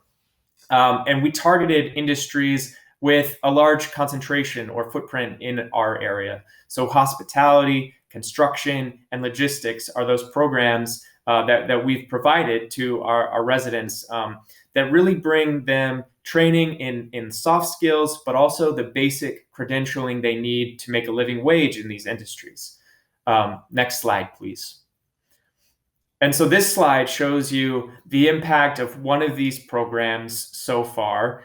204 residents that we've trained in construction, 97% of whom were placed into full-time employment, earning an hourly wage of $15. So that's a great impact. And all of that was going really well. We were expanding our partnerships and in this work to scale to other industries concentrated in the airport area. And then next slide, please. The pandemic hit and our construction training program halted. Our hospitality training program shut down completely and has not returned. And the impacts of the pandemic on the airport and South Metro Atlanta, was disproportionately worse than the north side. Next slide, please. And so nationally, at least, this is the picture of the impact of COVID on industry. And as you can see, the leisure and hospitality industry was hit the hardest. and has recovered the slowest. Currently, we are in the fourth wave, or on the tail end of the fourth wave of surging COVID cases here in the US, unfortunately. And so industry is finding it hard to predict with certainty what the future will look like. Next slide, please. So now, fast forward to current conditions. As you can see at the far right of this graph, US job openings are at a record high. At right around 13 million. But so is the number of people quitting their jobs, even after the enormous amount of layoffs last year. So there's this big mismatch in the job economy, and it is a serious concern and a serious challenge for us. Next slide, please. So right now, the job postings in Metro Atlanta, if you could move to the next slide, please, are in industries that some, were growing rapidly prior to the pandemic, like software developers and software engineers. But there are other occupations that grew because of the pandemic. And as we've heard on this seminars already, the boom in e-commerce has really exemplified that. So we have an enormous amount of truck drivers, e-commerce delivery driver positions available right now. Next slide, please. So because industry, was hit hard because of the pandemic, but also more importantly, because the residents in the Atlanta airport area make up a large portion of those lower income part-time occupations that were hit hardest due to the pandemic, the Alliance had to come up with new strategies for workforce development to get people back to work, to connect industry with talent. And so some successful things we did were this virtual job fair. Really, it's a job fair that a normal job fair you would think about in person, but online. And this is what the platform looks like. So working with our workforce resource provider partners and the private sector in Aerotropolis Atlanta, we hosted our first virtual career fair in late 2020. Companies pre-registered for a virtual booth that job seekers entered, could learn about the company, chat with a representative, upload their resume, and even request an on-the-spot video conference interview, much like this. Next slide, please. And so for that first one, we had an enormous number of job seekers pre-register. We had 1,100 job seekers actually visit the job fair on the day. And they engaged with 41 employers who participated and had 2,600 jobs needing to be filled. And some of those employers, included Delta Airlines, Swissport, Amazon, and Coca-Cola. Next slide, please.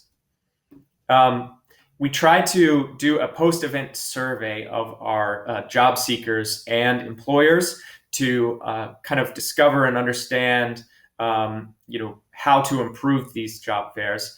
And one of the things we learned was that the primary obstacles, at least at the time in the middle of 2020, of the job seekers finding work was job training, work readiness, and healthcare were kind of top three obstacles. But as you can see here, there were many.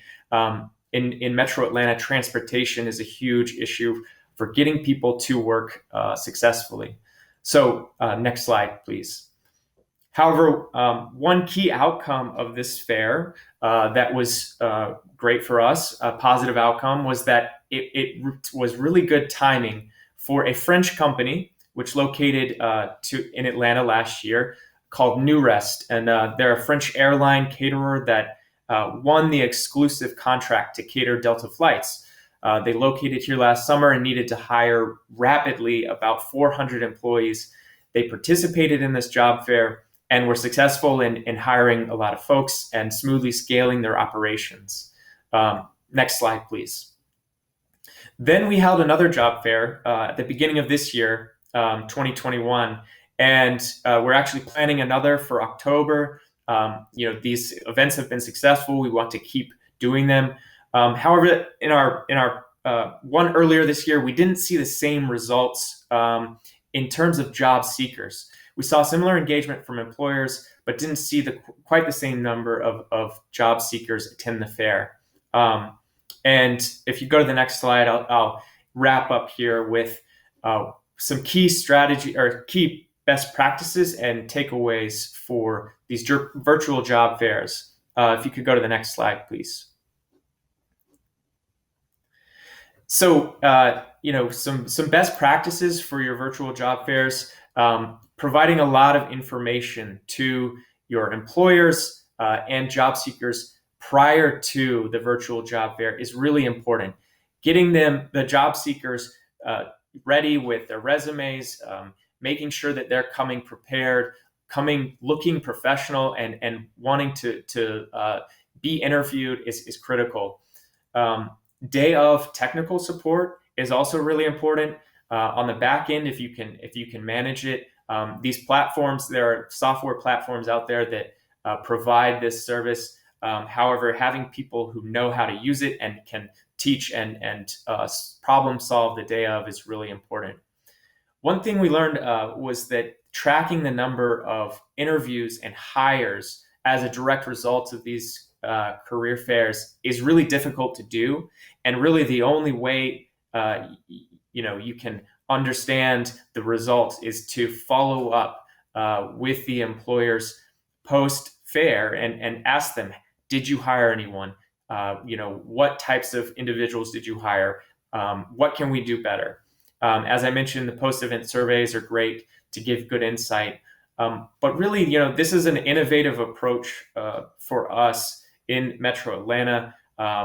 Given the challenges of the pandemic, it worked really well. The workforce development system can support industry by connecting folks, fostering connections, and creating these relationships, which we did. And we've seen that it's really important that we have to reduce the hurdles for job seekers here in Atlanta and I believe around the world, but to overcome those obstacles that are preventing them from getting back to work, whether it's training, whether it's transportation, childcare, whether it's fear of going back to work because of the pandemic.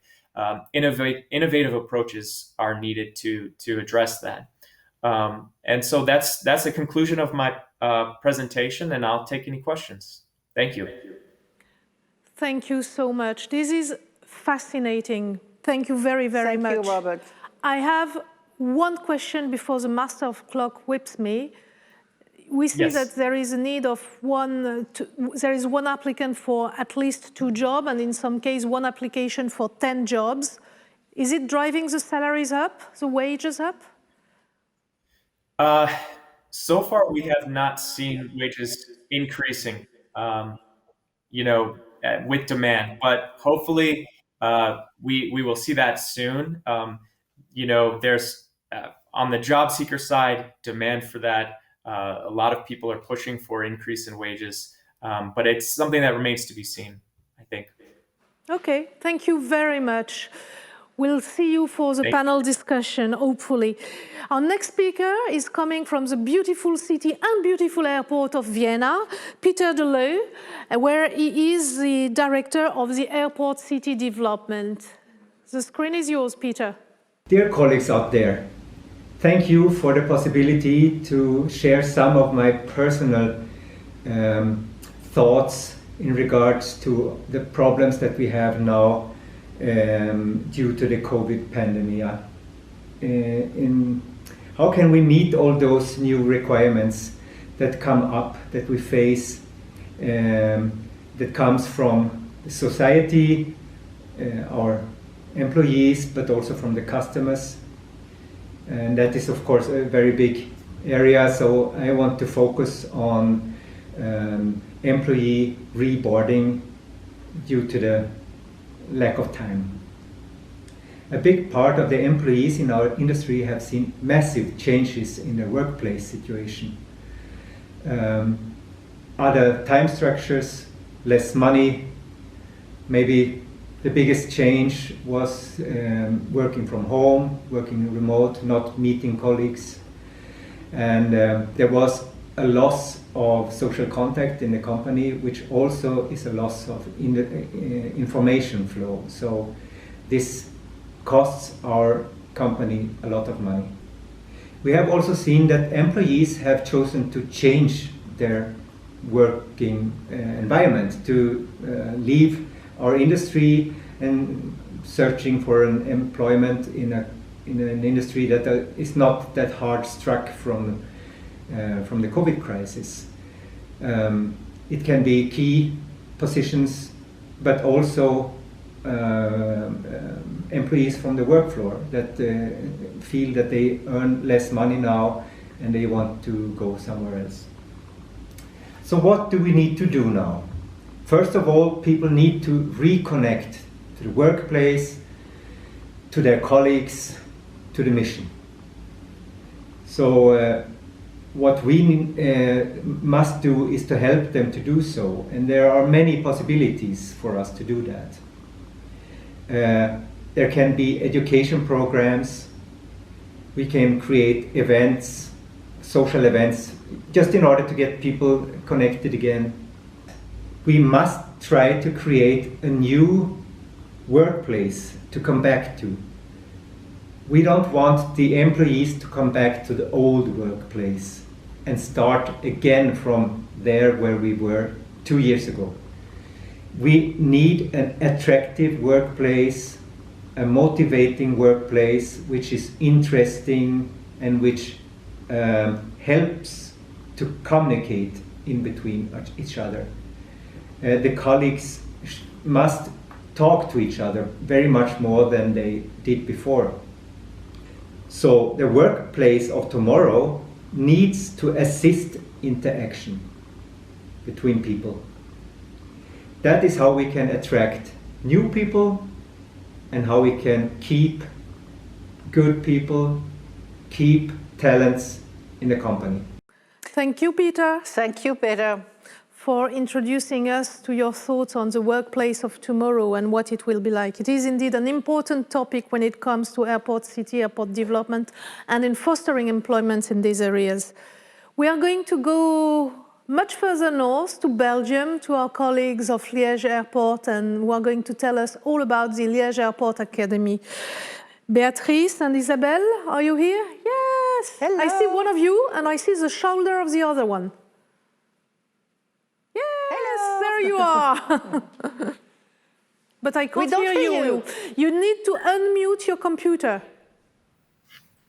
That is the usual problems. Yes, we have you, I think. Is it okay? Yes, now it is. Thank you. It is, thank you. The screen is yours. So I will start the presentation by introducing briefly myself. My name is Beatrice Barret. I joined Liège Airport in Belgium a few weeks ago.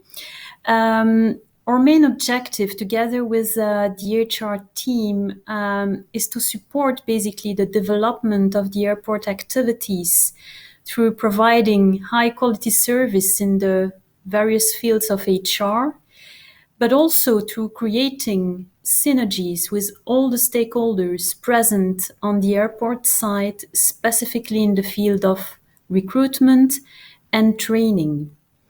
The Liège Airport Academy is one of the first projects launched in this scope. I will now give the word to my colleague Isabelle Perrin, who has been involved in the fabulous adventure of the Academy since the early beginning. Thank you.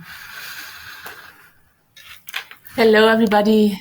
Leah and Elizabeth, thank you so much for the invitation of the participation of this event. Thank you.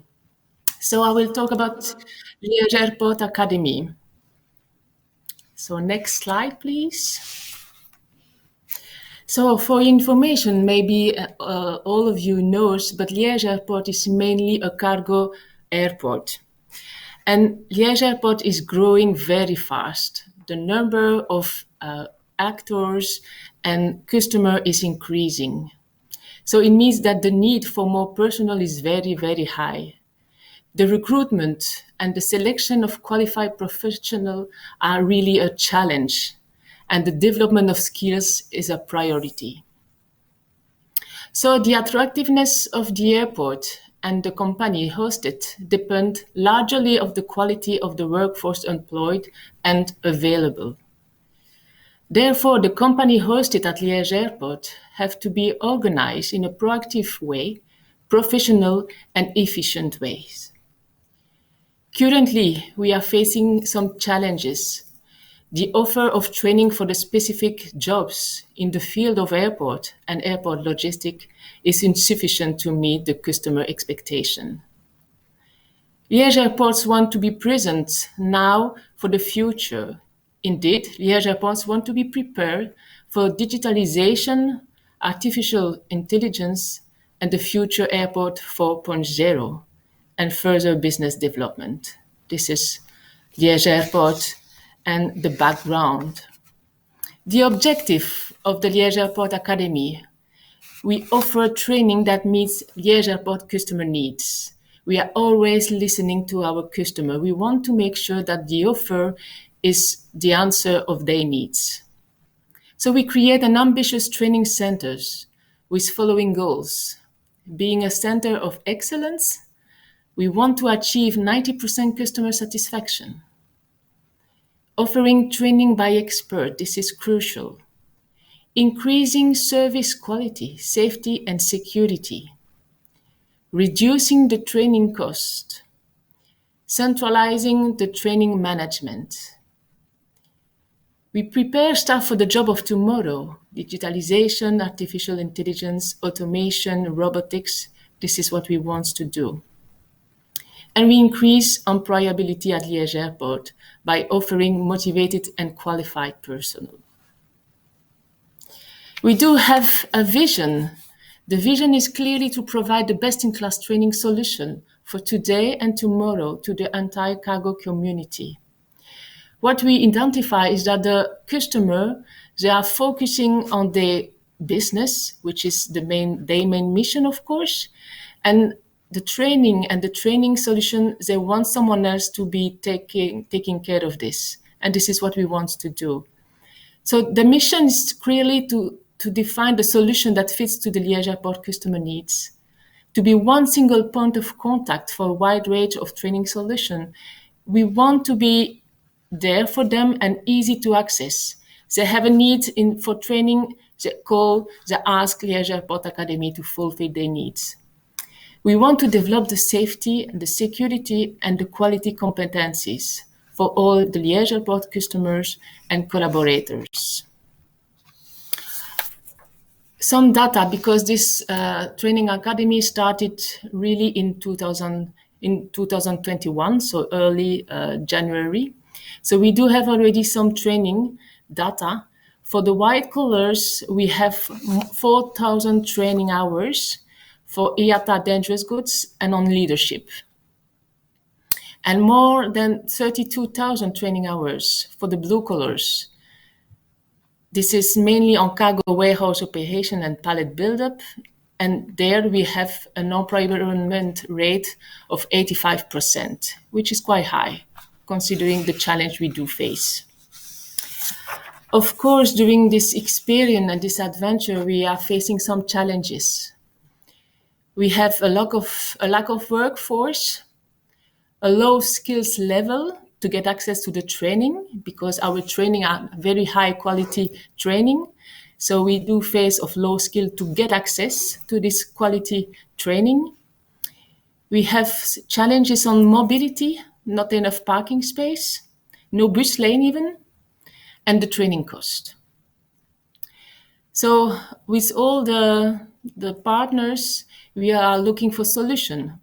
And what did we find? We extend the scope of application and working with schools.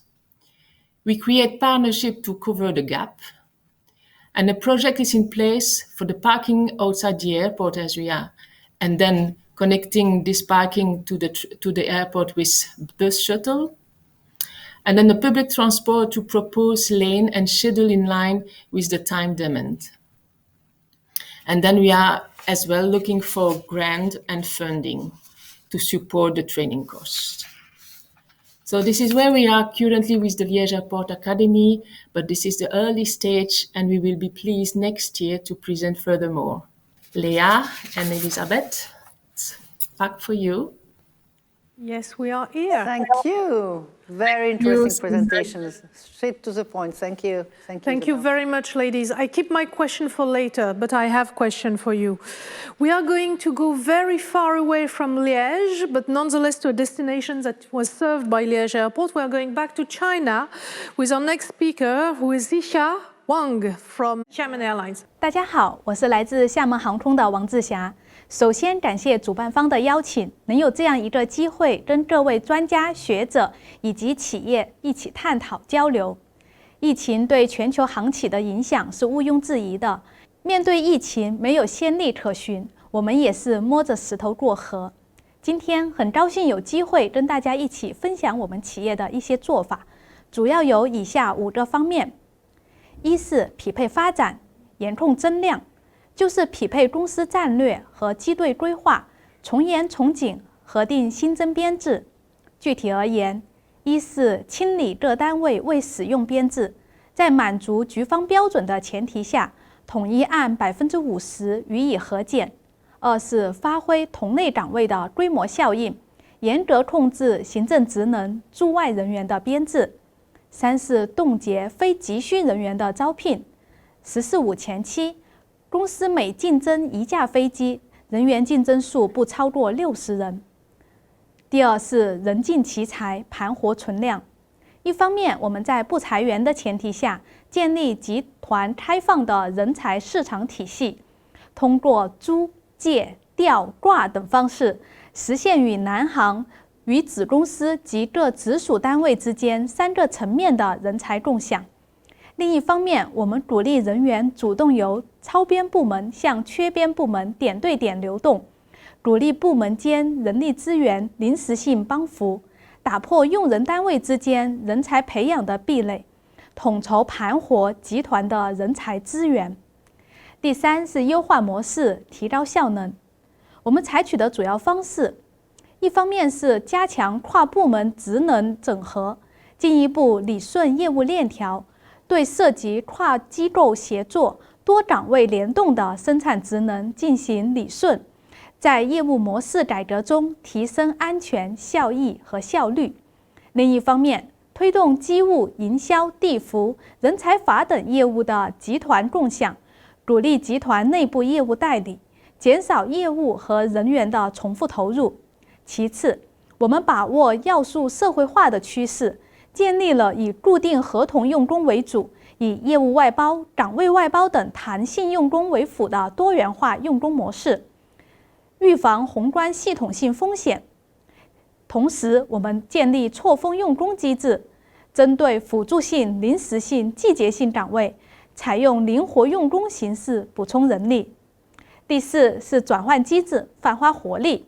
一方面，我们加大了授权放权力度，在不增加机构及管理职数的前提下，鼓励各单位梳理优化内部职责，合并重组更名3级及以下的机构，避免业务过细，进一步简政放权，提高效率。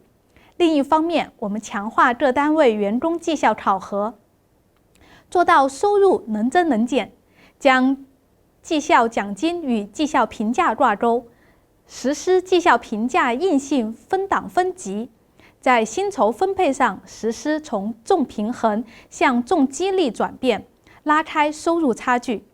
此外，我们还探索部分业务市场化运营，充分利用政府支持性政策和下行品牌优势，试点逐步将一些市场化程度较高的业务推向市场，激发或增强活力。最后是培训人才，筑牢根基。一方面，我们实施优秀青年干部战略培养，加强干部队伍建设的总体规划，建立继任者计划，健全优秀年轻干部选育管用的全链条机制，防止急用现找，既考虑今后5年需要，又着眼今后10到20年的发展需要，将梯队人才建设作为各单位履职效能的重要指标，建立数量充足、质量优良的优秀年轻干部队伍。另一方面，我们利用政府各类培训资源，开展线上培训，利用疫情期间居家的特点，进一步提升员工综合素质，保持员工的持续活力。以上就是我们在应对疫情时所做的一些人力资源的准备工作，也请各位批评指正，谢谢。谢谢。Indeed. Thank you very much. That was very dynamic and very clear, and I'm delighted we had a chance to hear your visions there. We are going to have, I think it might be the first time we're having someone from South America inside the SAAIS family. So, bienvenido, Manuel. ¿Estás aquí? Manuel? Hola. Hola. Hello. It's a pleasure to have you direct live from Chile. So it's very nice to have you. You are going to tell us about what is happening at your airport in terms of employment. So the floor is yours. Be as snappy and sharp as your predecessors. Okay, thank you very much. Good morning and good evening, everybody. I'm Manuel Valencia. I'm the communications manager of Santiago's airport. We are presenting you one of our best initiatives, social initiatives we have around the airport. That's called the Job Bank. And first, to understand this measure, we have to understand where the airport is located. We are located in an area of Santiago called Pudahuel that is very poor, and the profile of people living here in Pudahuel are unemployed people, unskilled people, elderly, and very poor people who don't have very formal jobs. And apart from that, it's very poor as well because it is affected by pollution, by air pollution, and by garbage dumps that are located in the area. So we decided to face this situation, creating this job bank program. First, please, the next sheet, please. So this job bank consists of a list of people who are looking for jobs that is created by the town hall of Pudahuel. We came to them and we talked to them, decided to help this area to reduce unemployment. So they created a list of people who wanted to find a job. And apart from that, we have 120 stores allocated in the airport who constantly want to find people who they want to employ. So what we did and we are doing is linking the necessity and the offer. So we created this job bank back in 2016. And in the first years, it was very hard to keep it going because the stores didn't trust this measure that much. But as it began to work as time went by, it was gaining more and more people doing it. Please, the following sheet. So now, before the pandemic, we had 180 jobs per month for these stores in the airport. But the pandemic came and all went to zero. Because of the airport closed the borders, the country closed the borders, we didn't have flights abroad. And since we didn't have passengers in the airport, stores started to close and did not open. So we didn't have people working here. So we fell from 180 jobs per month to 5 jobs per month in 2020 after the pandemic started. The next one, please.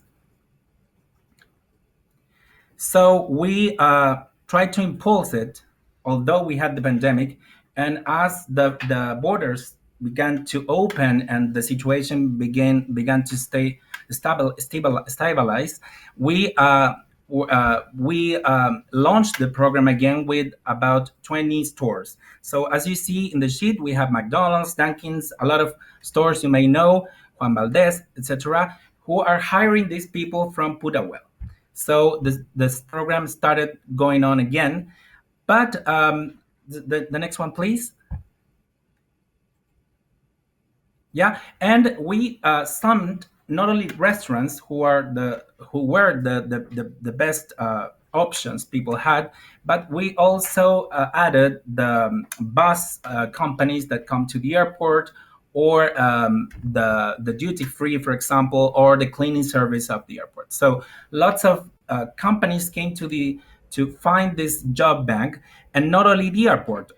Some companies around the airport area, that is a very industrial area as well, started to come to the airport and ask for this job bank. The problem we're facing now is that the government gives a lot of help to the needy because of COVID-19. So some people do not want to find jobs now. So we are suffering from a problem of offer of jobs. I mean, in terms of people looking for jobs.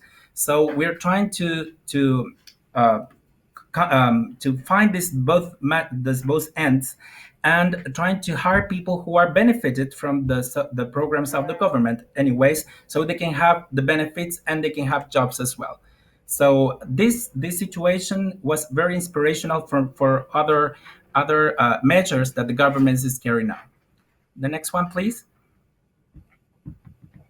So this is some of the testimonies people are giving us. They say this is very helpful for me to join Protege Tu Viaje, that is an insurance company, and they say that it has helped them in their careers, and this situation helped them to give jobs to some other people. And this one from the town hall of Pudahuel, they say the Pudahuel helped them to have some skills in order to be part of the job bank we're creating. The next one, please. Yeah, and some others that we have on video, so you can see if you want to see it, and I can send it to you. But the challenges we have for the future now is that we have to bring back confidence to the airport, not only in this program, but in every situation that we're facing here. And some people do not want to apply for jobs now because they think the airport is an area that they could get the COVID-19 because of the people coming from abroad. So we're not working on confidence. We're now working on in a shared effort in order to break down these barriers and people could come again and work here. So we're doing it because we're slowly growing in terms of people who want to work in this job bank.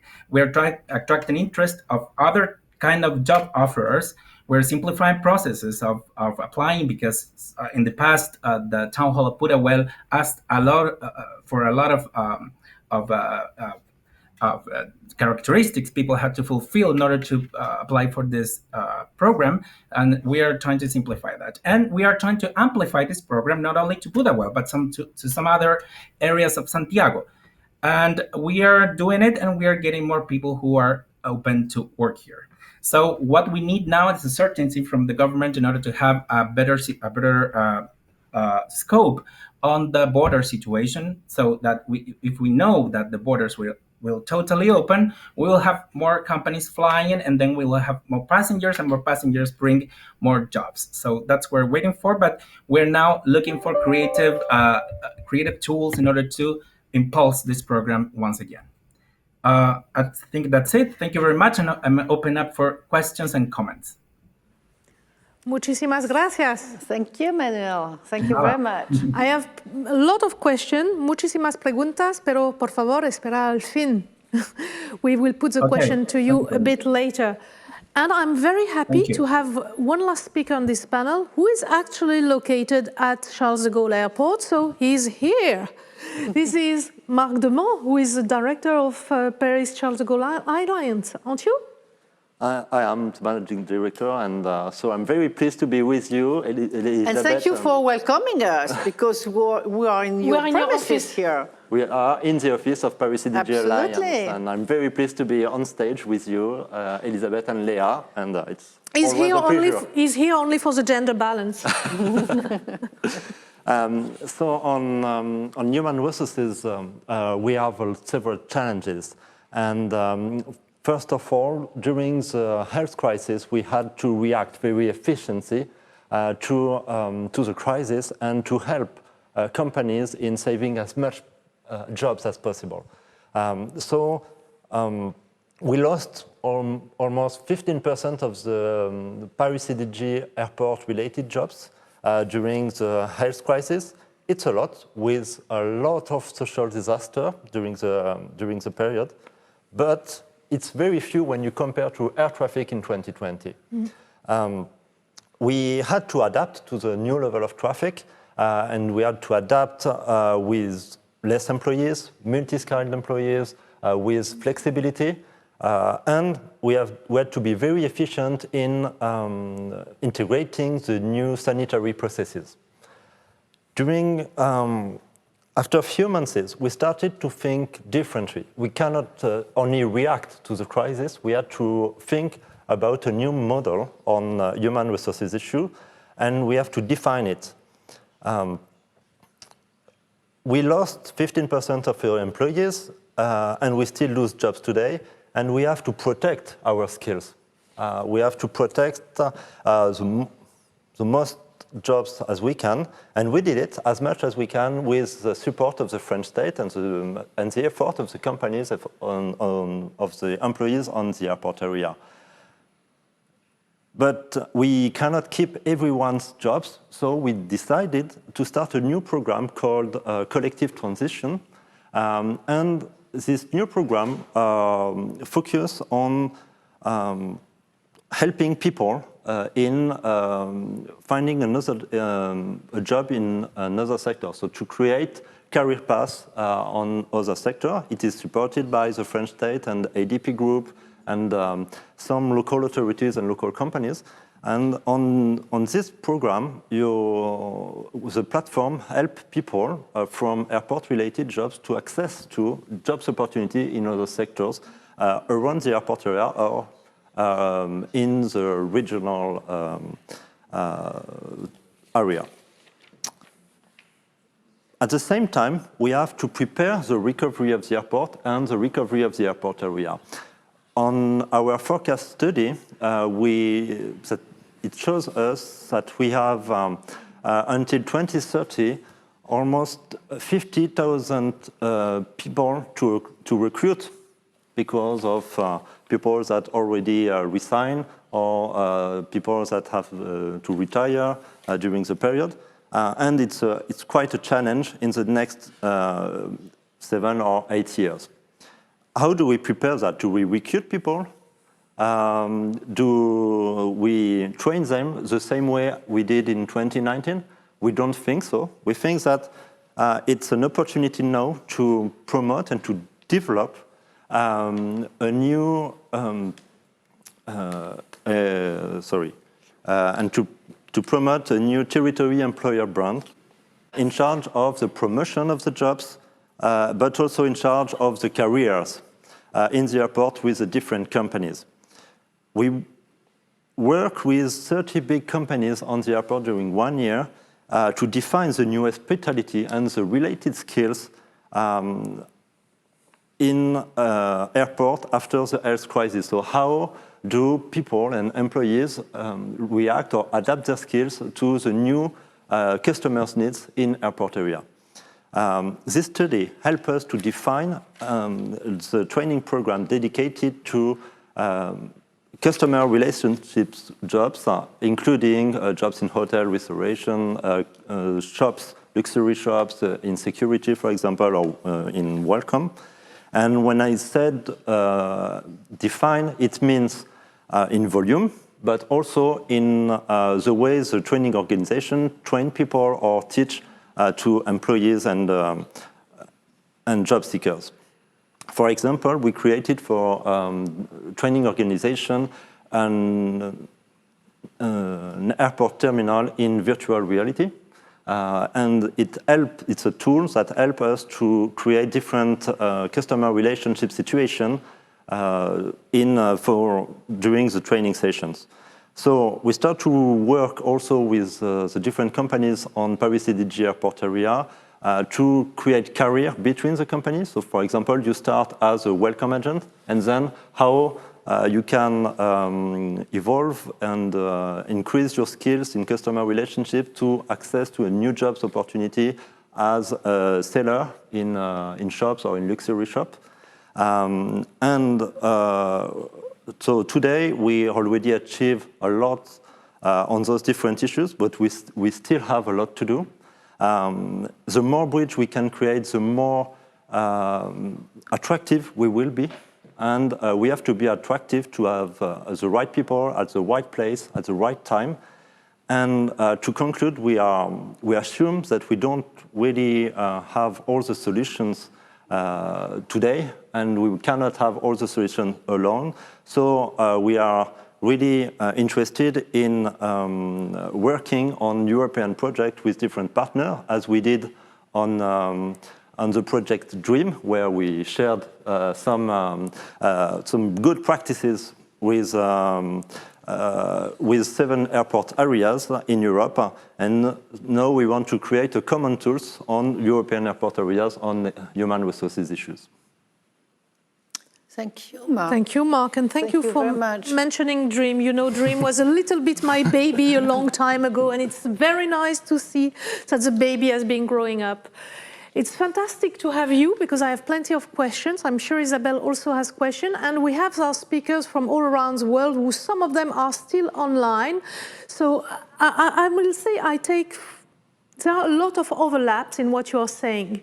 But I can have 4 takeaways. The first one, in order to solve the issue of job and employment, is that you got to know to get known the fact that there are jobs available.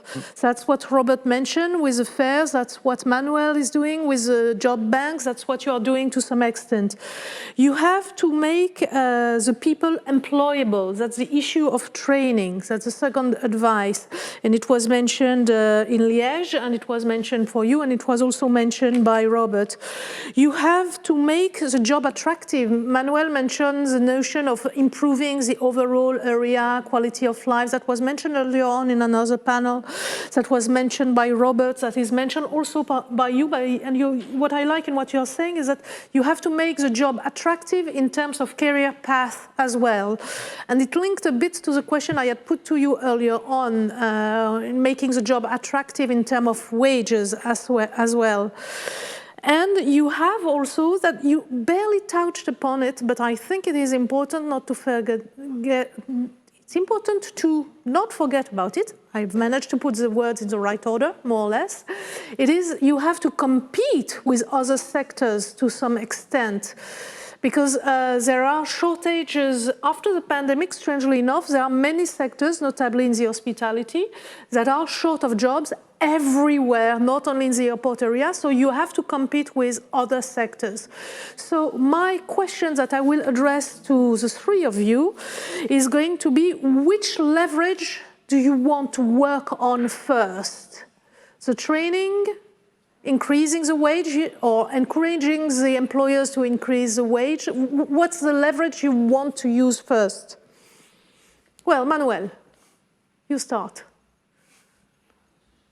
I guess the first one, in terms of training, I would say, is the priority for us. You're right, we're competing with lots of job offerings that will open after the pandemic will end. And at the airport, we really need the human contact in order to bring confidence back again. So we are already working on training our workers in order to have, for example, tools to speak different languages, to have not only good service attention, but service experience.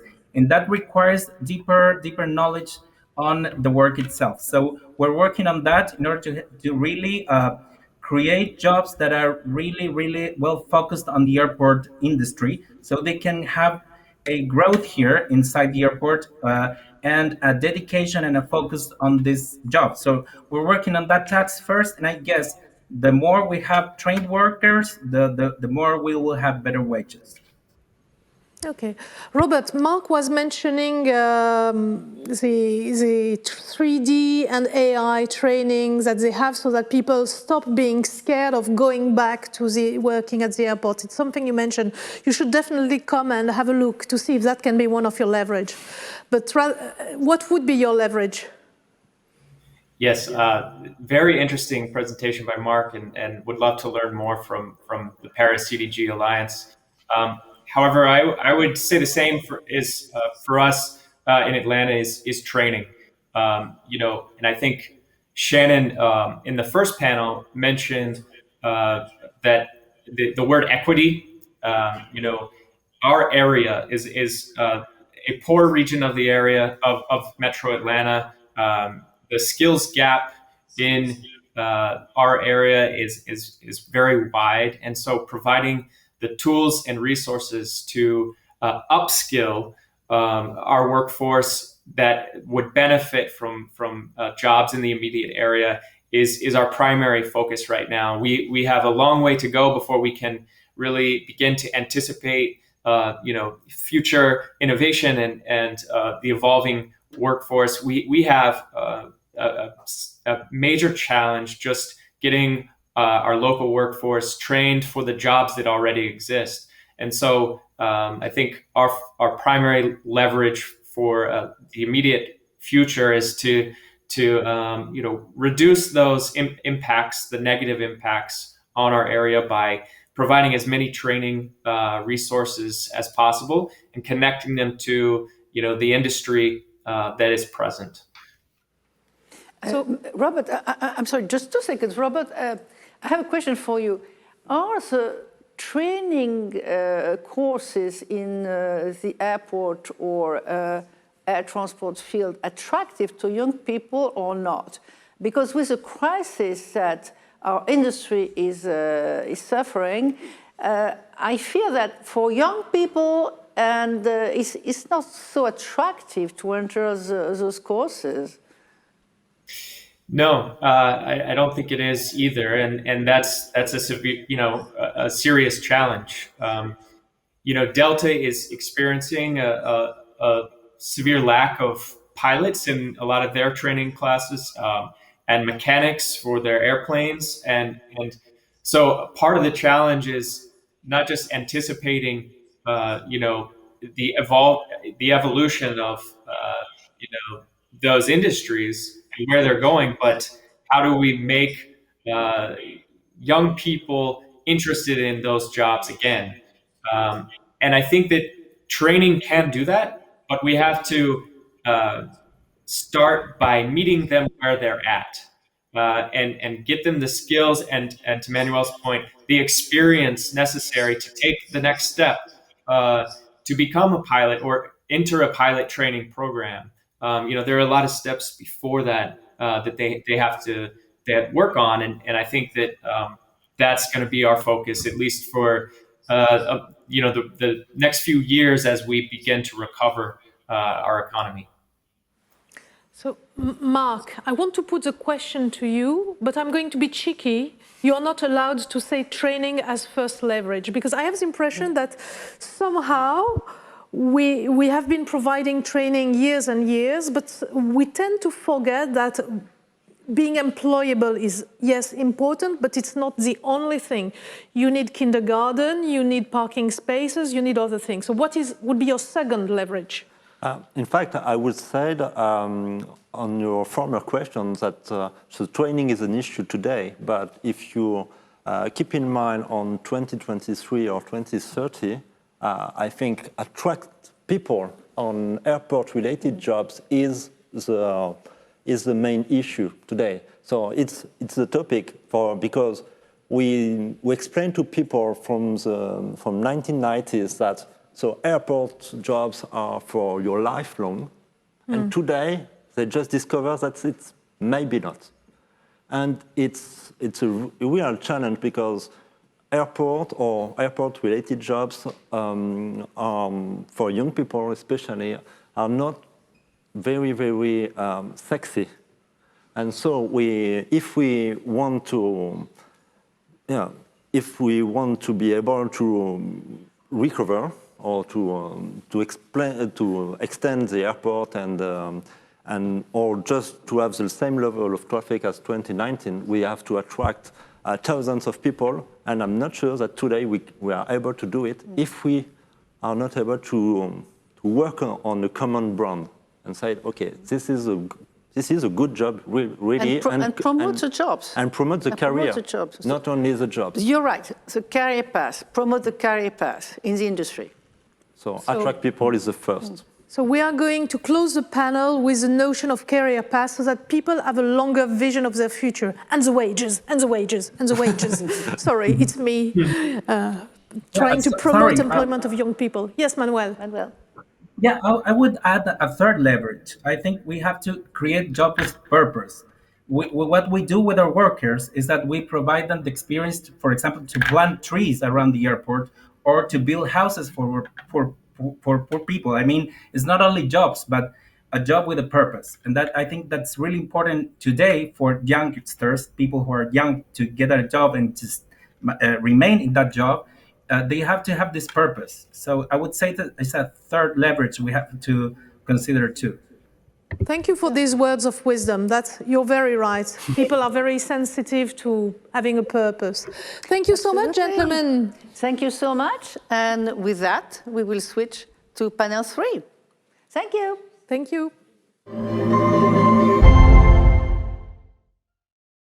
The third panel topic is how to build more resilient, attractive, and hospitable airport cities in a post-COVID world, where the human factor must play a key role. In fact, airport cities and airport areas have been conceived mostly as functional places for working, for transferring, and for dwelling. But the COVID crisis, combined with increasing environmental concerns, induce new expectations in urban planning. I will give you some of them. Decrease commuting by bringing closer together workplaces and living quarters. Transform workplaces into more friendly environments to attract workers as the industry rebounds. Adapt housing programs and to encourage working from home. Develop attractive public spaces for recreational purpose to attract new residents. So the question for our experts in this panel is how to materialize this new expectation into the design of airport cities. This absolutely ties with the previous panel where we were speaking about the quality of life, the quality of the working environment, that are also elements that are key to attract the workers and the qualified workers that we need. So our panelists have very strong views on the topics at stake. The first one is going to be Max Hirsch. He's a researcher and the managing director of the Airport City Academy. Afterwards, apologies for butchering your name, is going to be Lungu Kai from Beijing Daxing International Airport Economic Zone. The third speaker is going to be someone I know well, Arja Luking. She's my devil sister at Vanta. After that, we will have Hubert Fontanelle from the Groupe ADP. He's the Deputy Director for Real Estate at Charles de Gaulle Airport. And we will get another familiar face just after that, Peter van den Horst, I will one day manage to pronounce a name without butchering it, who is going to talk to us with another of his hats, which is a company called AERA, where they specialize in creating correct working environment and airport cities. So Max, if you are online with us, I would be delighted to pass the screen to you. Ooh, you're in your kitchen. Hello, Max. Hello, Elizabeth, and hello, Leah. Thank you very much for that introduction. I was thinking earlier today, this is, I believe, the 7th SAAIS seminar that I've had the pleasure to participate in. And I'm definitely looking forward to the next one, and looking forward to that being in person. So the question today is, how can we build more resilient, attractive, and hospitable airport cities in a post-COVID world, where the human dimension plays a key role? And in the next action-packed 6 minutes, I'd like to offer 2 very quick responses. If we can go to the next slide, please. The first is to focus on people. So some of you may know me because of my work around airport urbanism, which is a customer-focused approach to developing airports and planning urban development around the airport, focusing on the needs and desires of people who live and work in the airport area and who use it on a regular basis. Airport urbanism advances development strategies that deliver benefits both to airports and to the city and region that it serves. So I'm biased, of course, but I would argue that right now that customer-driven approach is more relevant than ever, and that's because our customers are changing, and so are their needs. Next slide, please. Now, before COVID, a lot of the focus for airport cities was on passenger services and business travelers. And if you think about where the energy was, it was really, and where the revenue was, it was really in things like duty-free and office space. After COVID, those business lines are still relevant, but as we've been hearing throughout the day today, the energy seems to be shifting more towards things like e-commerce, cargo, and logistics. Of course, on a square meter basis, that's not as lucrative as offices, and there are also challenges around cargo, as we learned from Peter today. But that's where the demand is, and that's where the opportunities are. We're also seeing that there's more consumer pressure on airports to adapt to climate change, and that's leading to energy projects in airport areas of all shapes and sizes. Those energy projects can be a magnet for attracting skilled workers and also for attracting investment. And I think what I see happening at airports is that's leading to a fundamental rethink where instead of thinking of sustainability as a pure cost center, we're thinking of it more as a potential source of revenue. And then finally, COVID has exacerbated the crisis of affordable housing. In lots of places right now, property markets are going through the roof, and that's putting pressure to find more developable residential land. Now, I don't need to tell anyone here today that there are obviously challenges in building housing in airport areas, but the fact is that a lot of airports and a lot of cities have very large land banks that are far outside the noise envelope of the airport, and they aren't needed for aeronautical purposes. Next slide, please.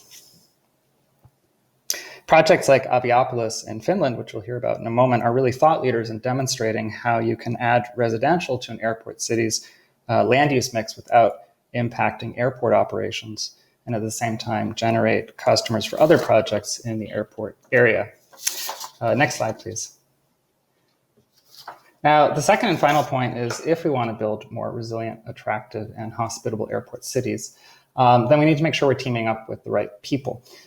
Some of you know that I've been supporting the finance ministry in Iceland, helping them to manage a competition for a strategic master plan for the Keflavik airport area. Now, over the last year or so, we've done quite a lot of outreach. We were very lucky to get almost 30 competition entries, which we've then down selected to 5 and now finally to 3 finalists. And my observation based on having observed this process or led this process over the past year is that there are some very good airport planning and engineering firms out there. They do an excellent job when it comes to aeronautical stuff, but honestly, urban development and urban design is not their strong suit. A lot of times when airports are planning an airport city or thinking about other non-aeronautical stuff on the land side, they'll give that task to a firm who's in charge of the overall airport master plan.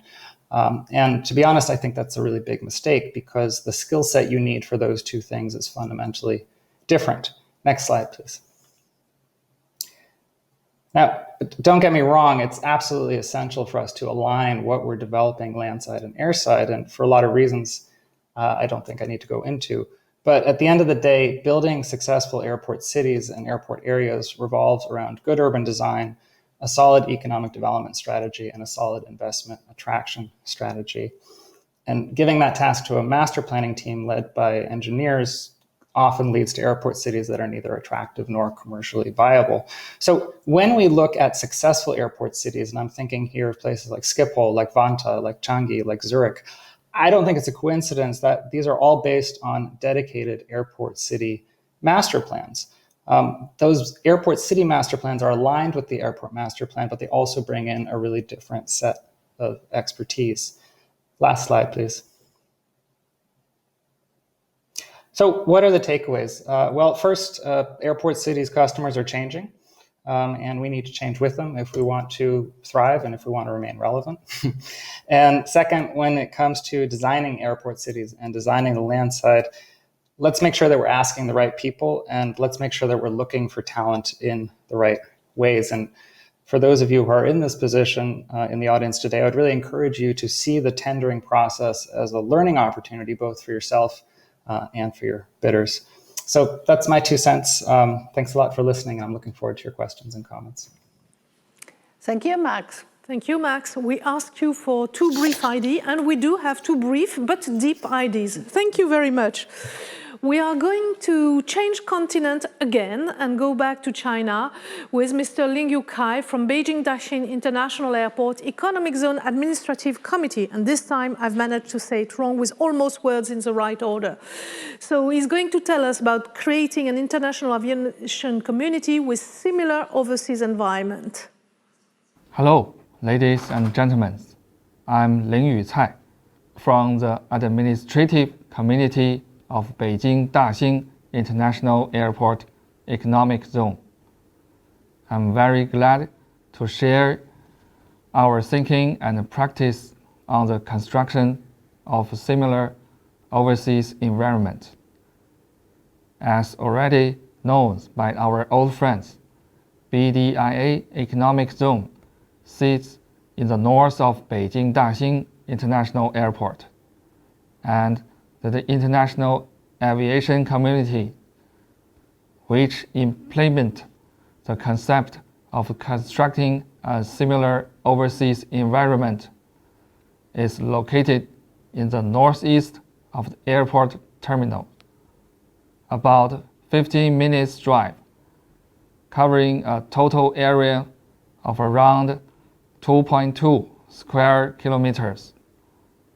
This is a brand new area to be planted and constructed, and it has been our goal to build it into a livable and dynamic international community. As for how to understand the international environment, we made sufficient research in the early stage and selected the landmark blocks of 5 key cities in the world, including Singapore, Frankfurt, Sydney, Tokyo, and Seattle, for a fully study. We have fully studied the needs of the people living in these 5 cities for space and since, and summarize the international lifestyle is mainly reflected in the following 4 points. 1. Observational space. 2. Participatory ecologic. 3. Spontaneous activities. 4. Symbolic scenes. Each way of life corresponds to some detail shown by the people living here. Through the study of case and the international lifestyle, we interpreted the international aviation community from 3 points. First, finger portrait. We believe that international aviation communities will attract businessmen, employees from the international trade companies, overseas retainers, and foreigners to work and live.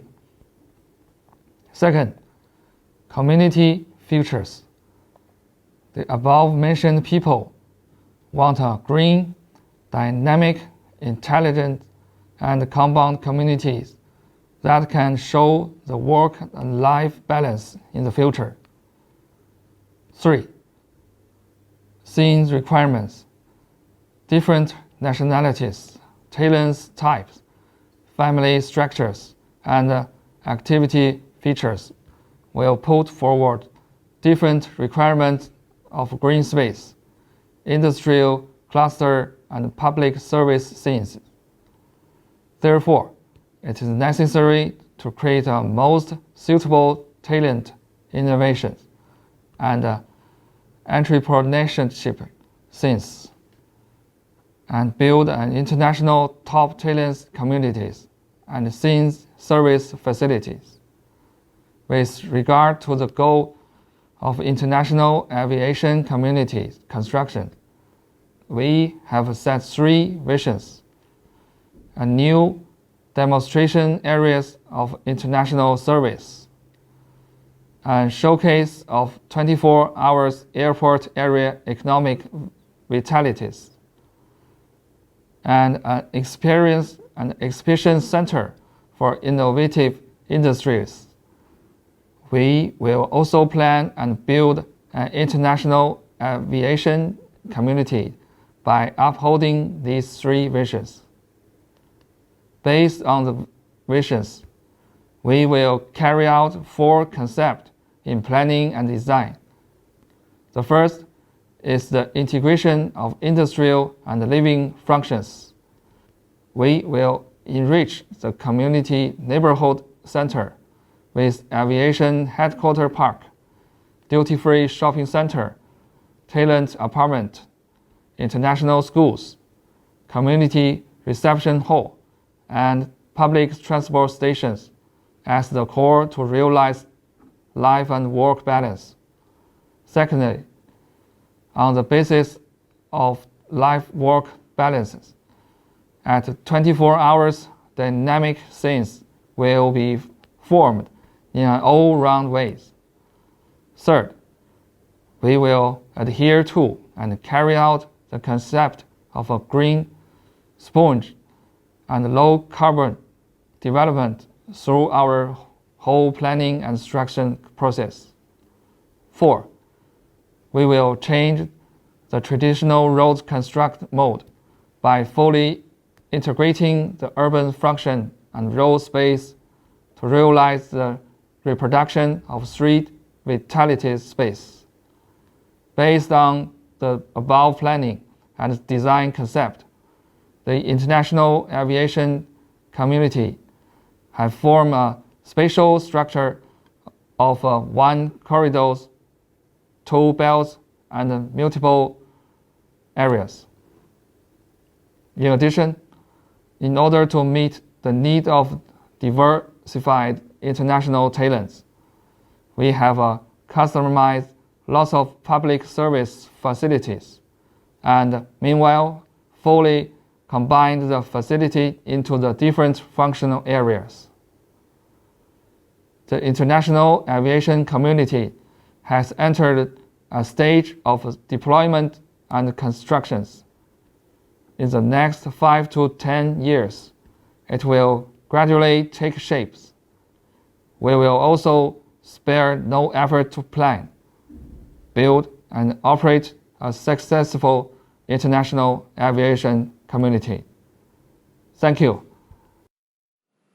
Thank you very much for this very interesting and presentation with a vision.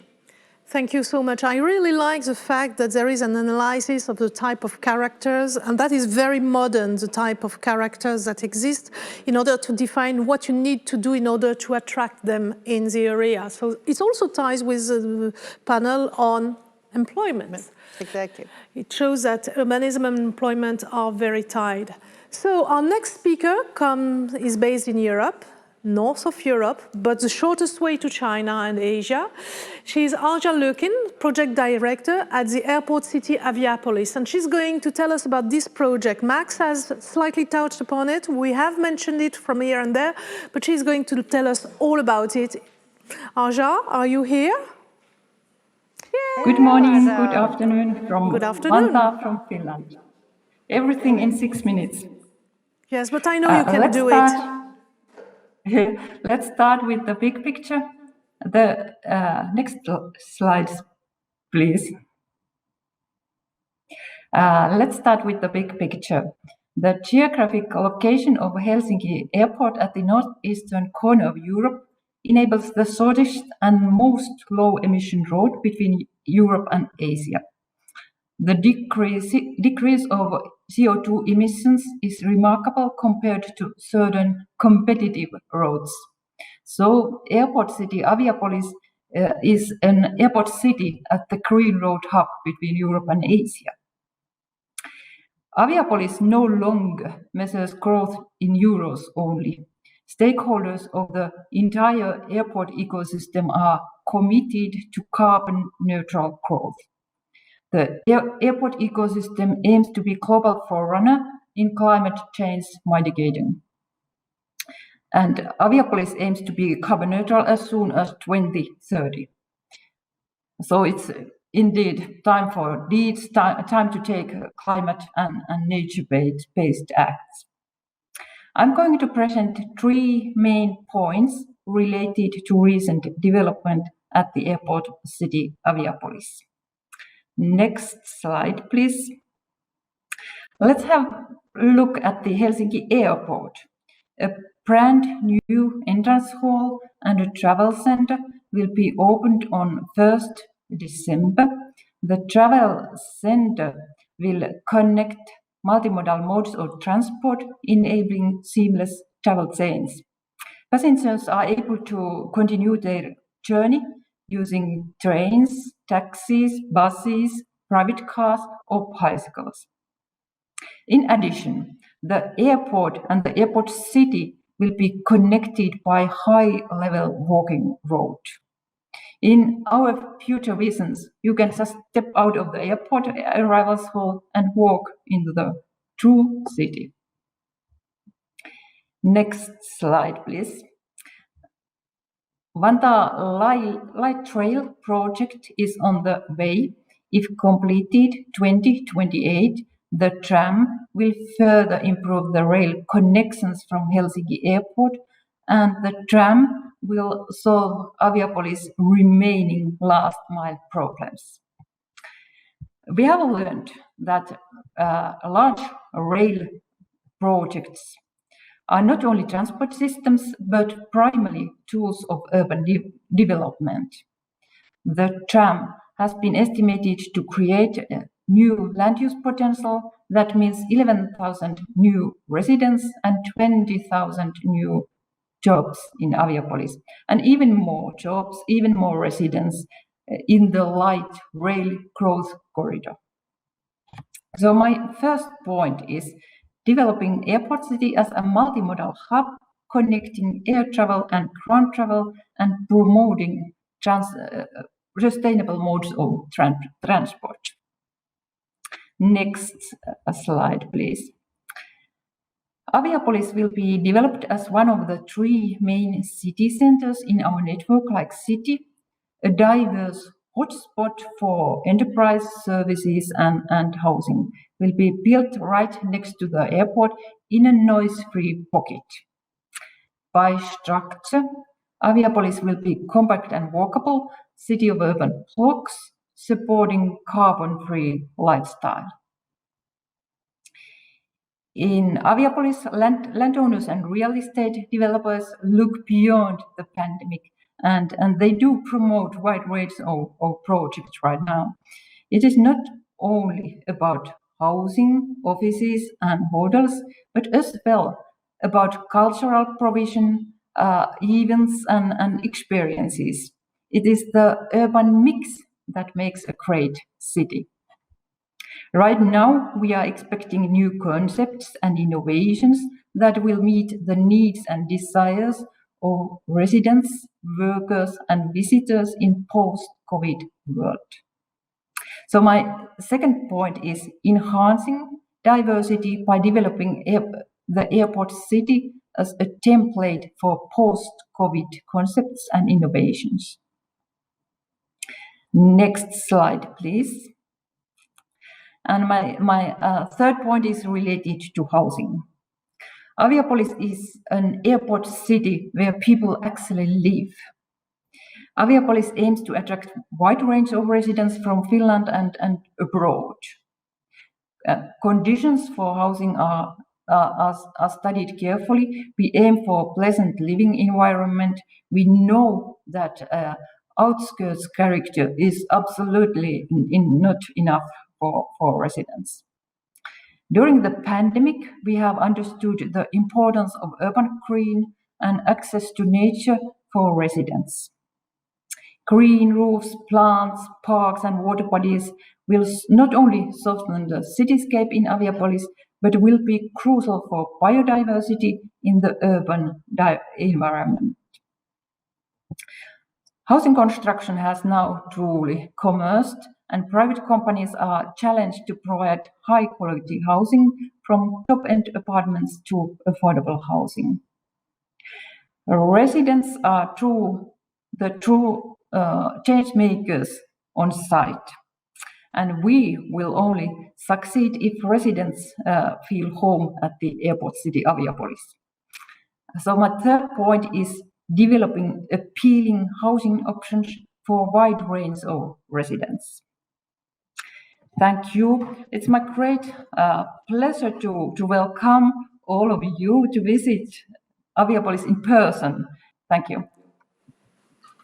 Thank you so much, Arja. Thank you, Arja. Thank you for this very interesting presentation. We were commenting with Elizabeth that we love seeing the evolution of the project through the years. It is absolutely fabulous. We are going back to Paris just after you. We are going to Hubert Fontanelle, who is going to tell us about what is being done at the Charles de Gaulle Airport Area. He's a deputy director for real estate here.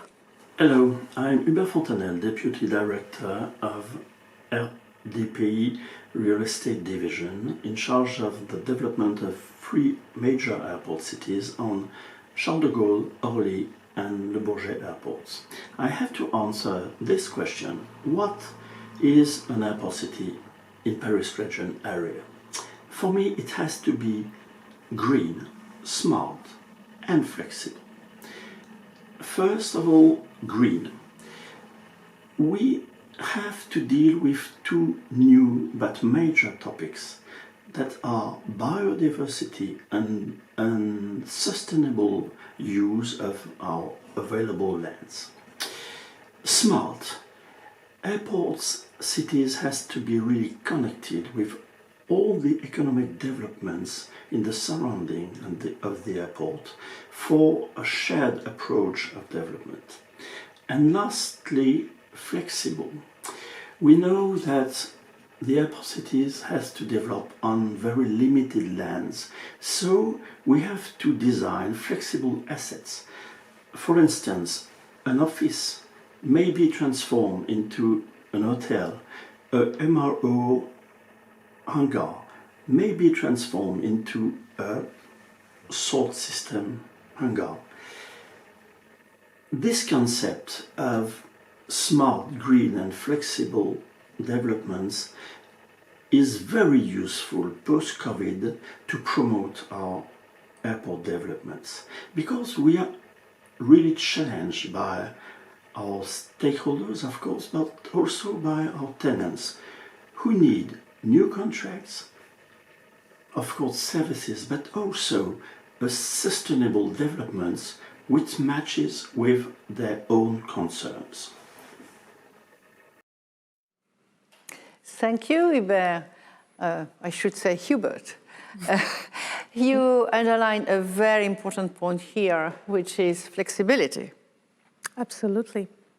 We are going to see if our next speaker, who is someone who we already met during the meeting today, shares that same view on flexibility. Peter, are you with us? You spoke with us earlier on with the SADC hat, but now you're speaking to us with your area hat, which allows you to have a wider and even more international view on the topic.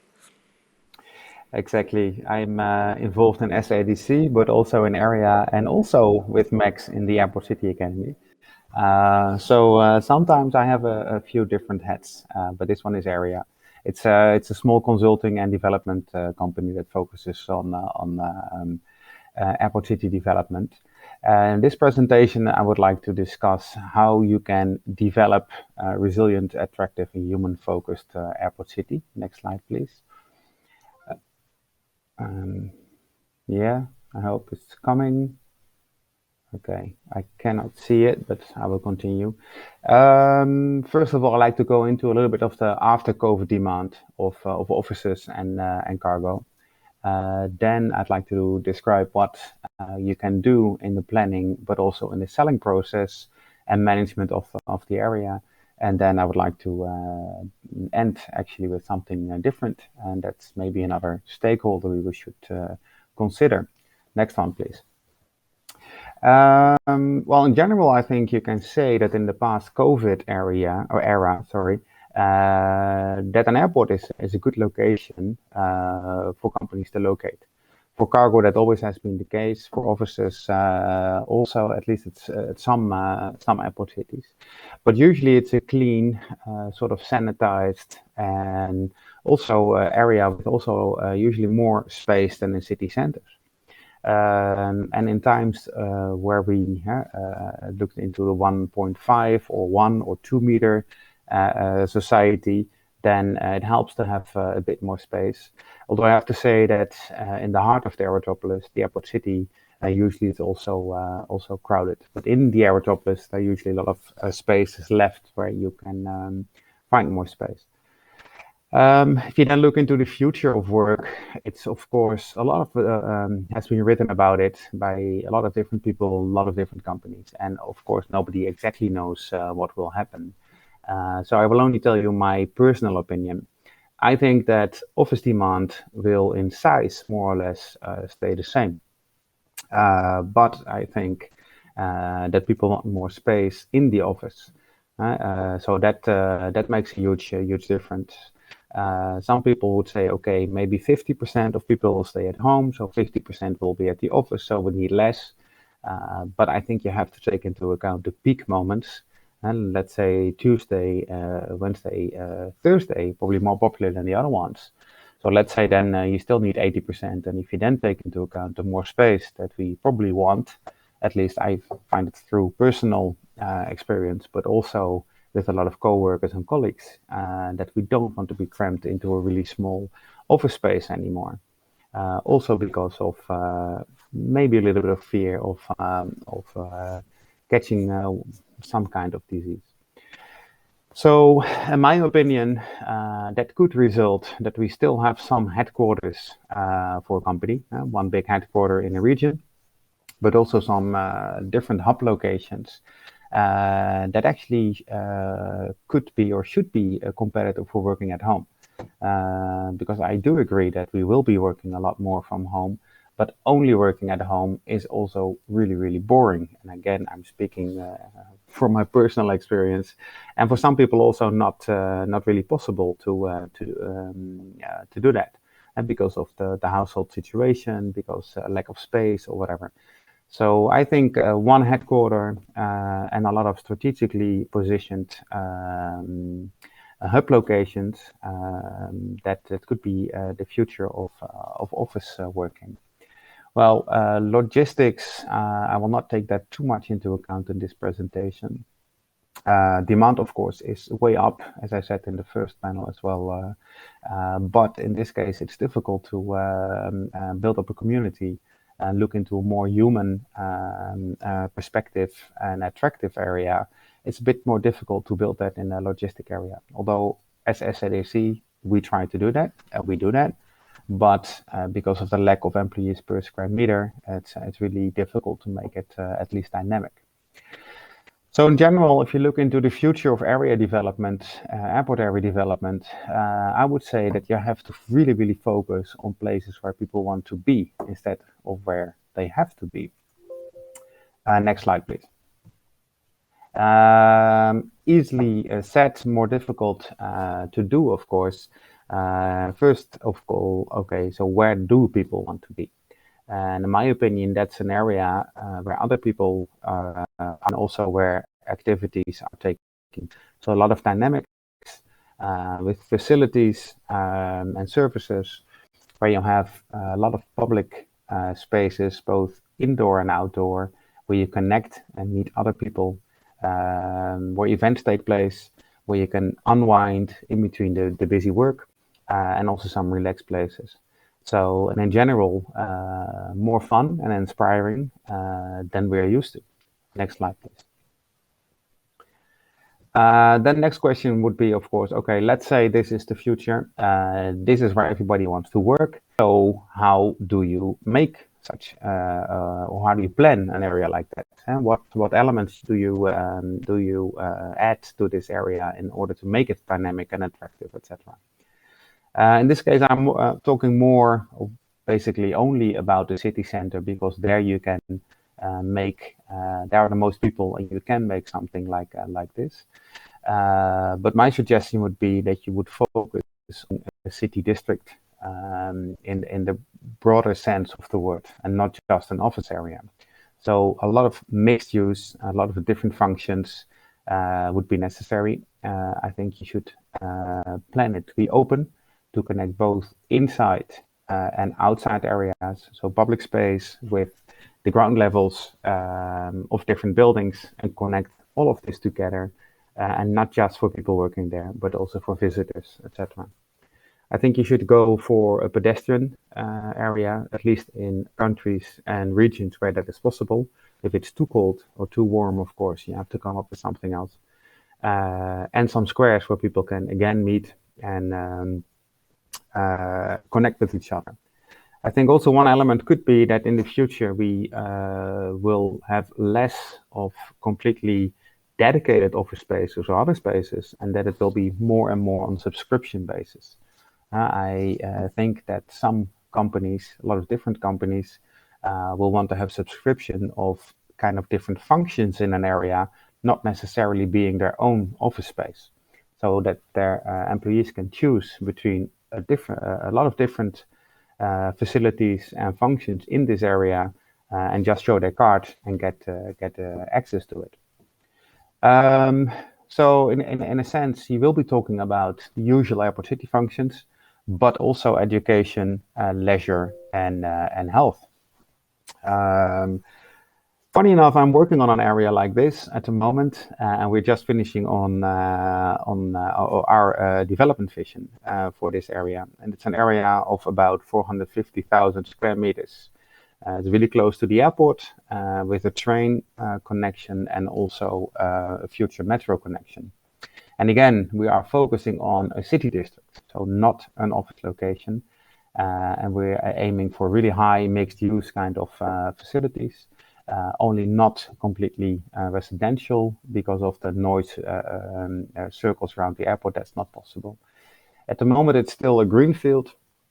And we're aiming to create a lot of high density in the built area, but also includes a lot of green, biodiversity and nature next to, but also inside the built area. A little bit like Hubert also mentioned.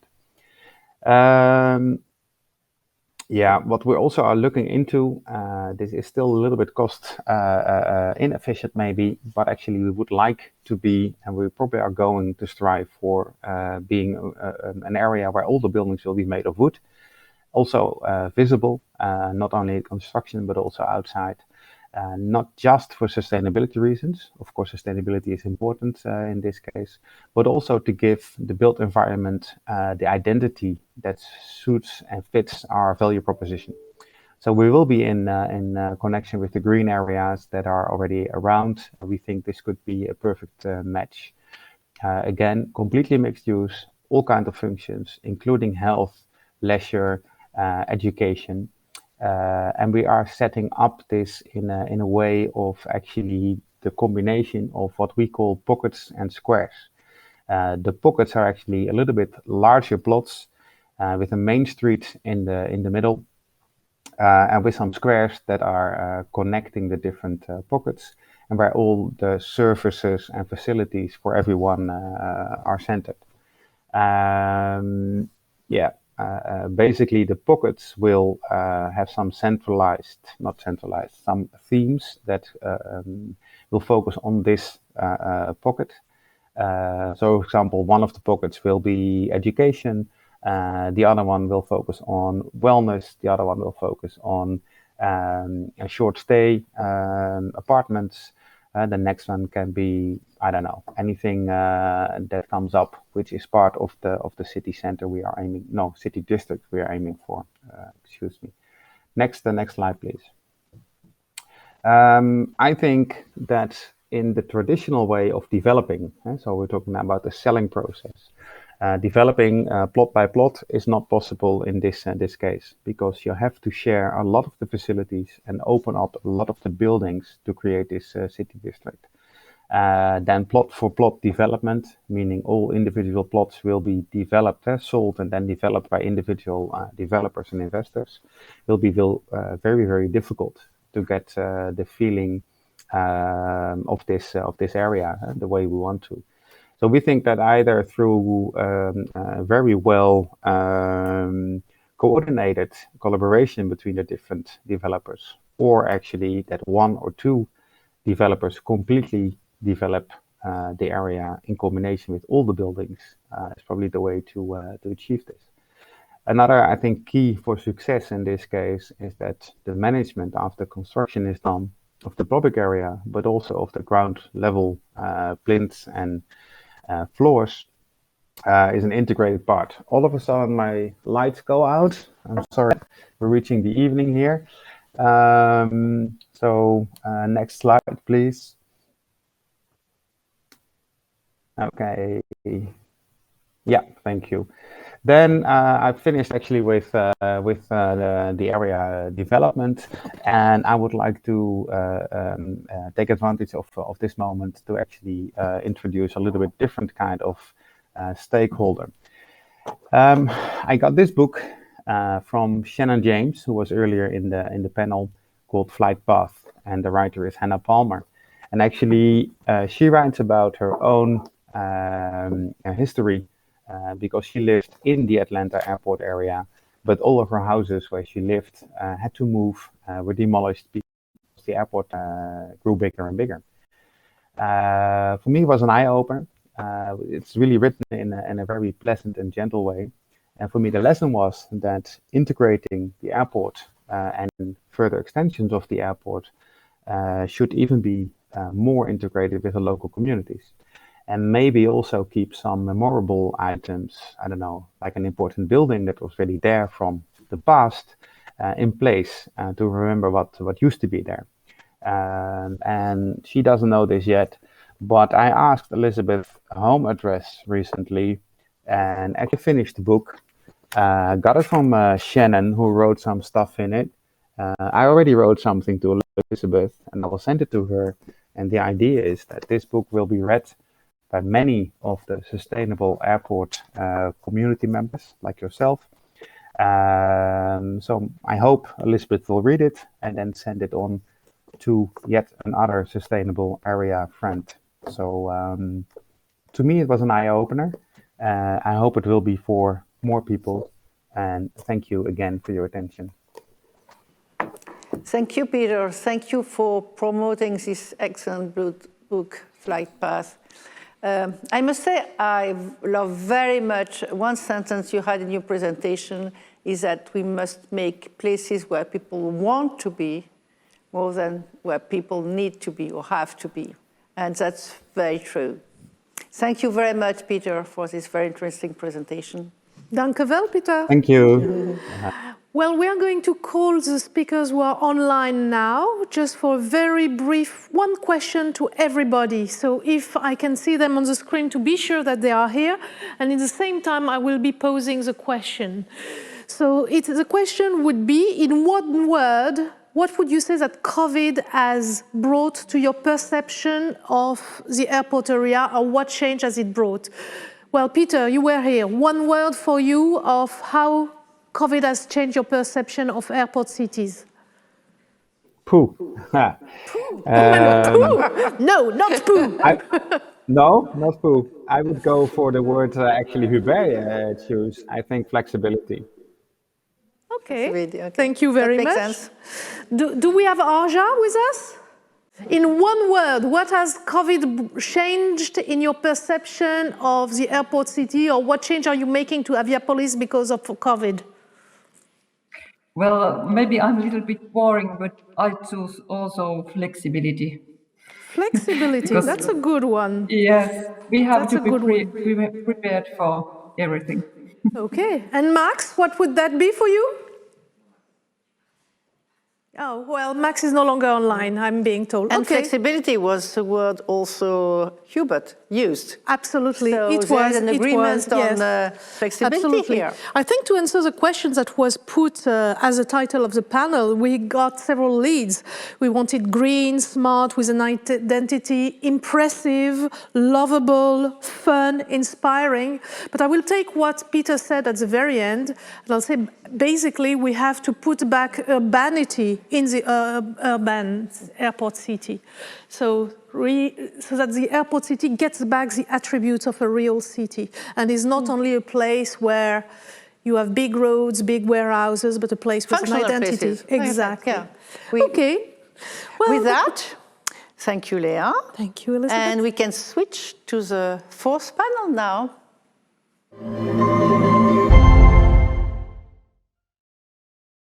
Let's go now for the fourth panel, which is actually more a focus than a panel.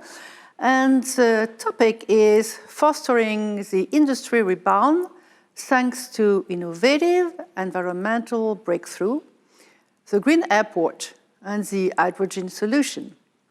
Yeah. So our distinguished panel today is Yanaël Billard. And Yanaël, if I'm not mistaken, you are the head of Planning, Energy, Sustainable Development with Paris Charles de Gaulle. So you are going to tell us more about some green solutions.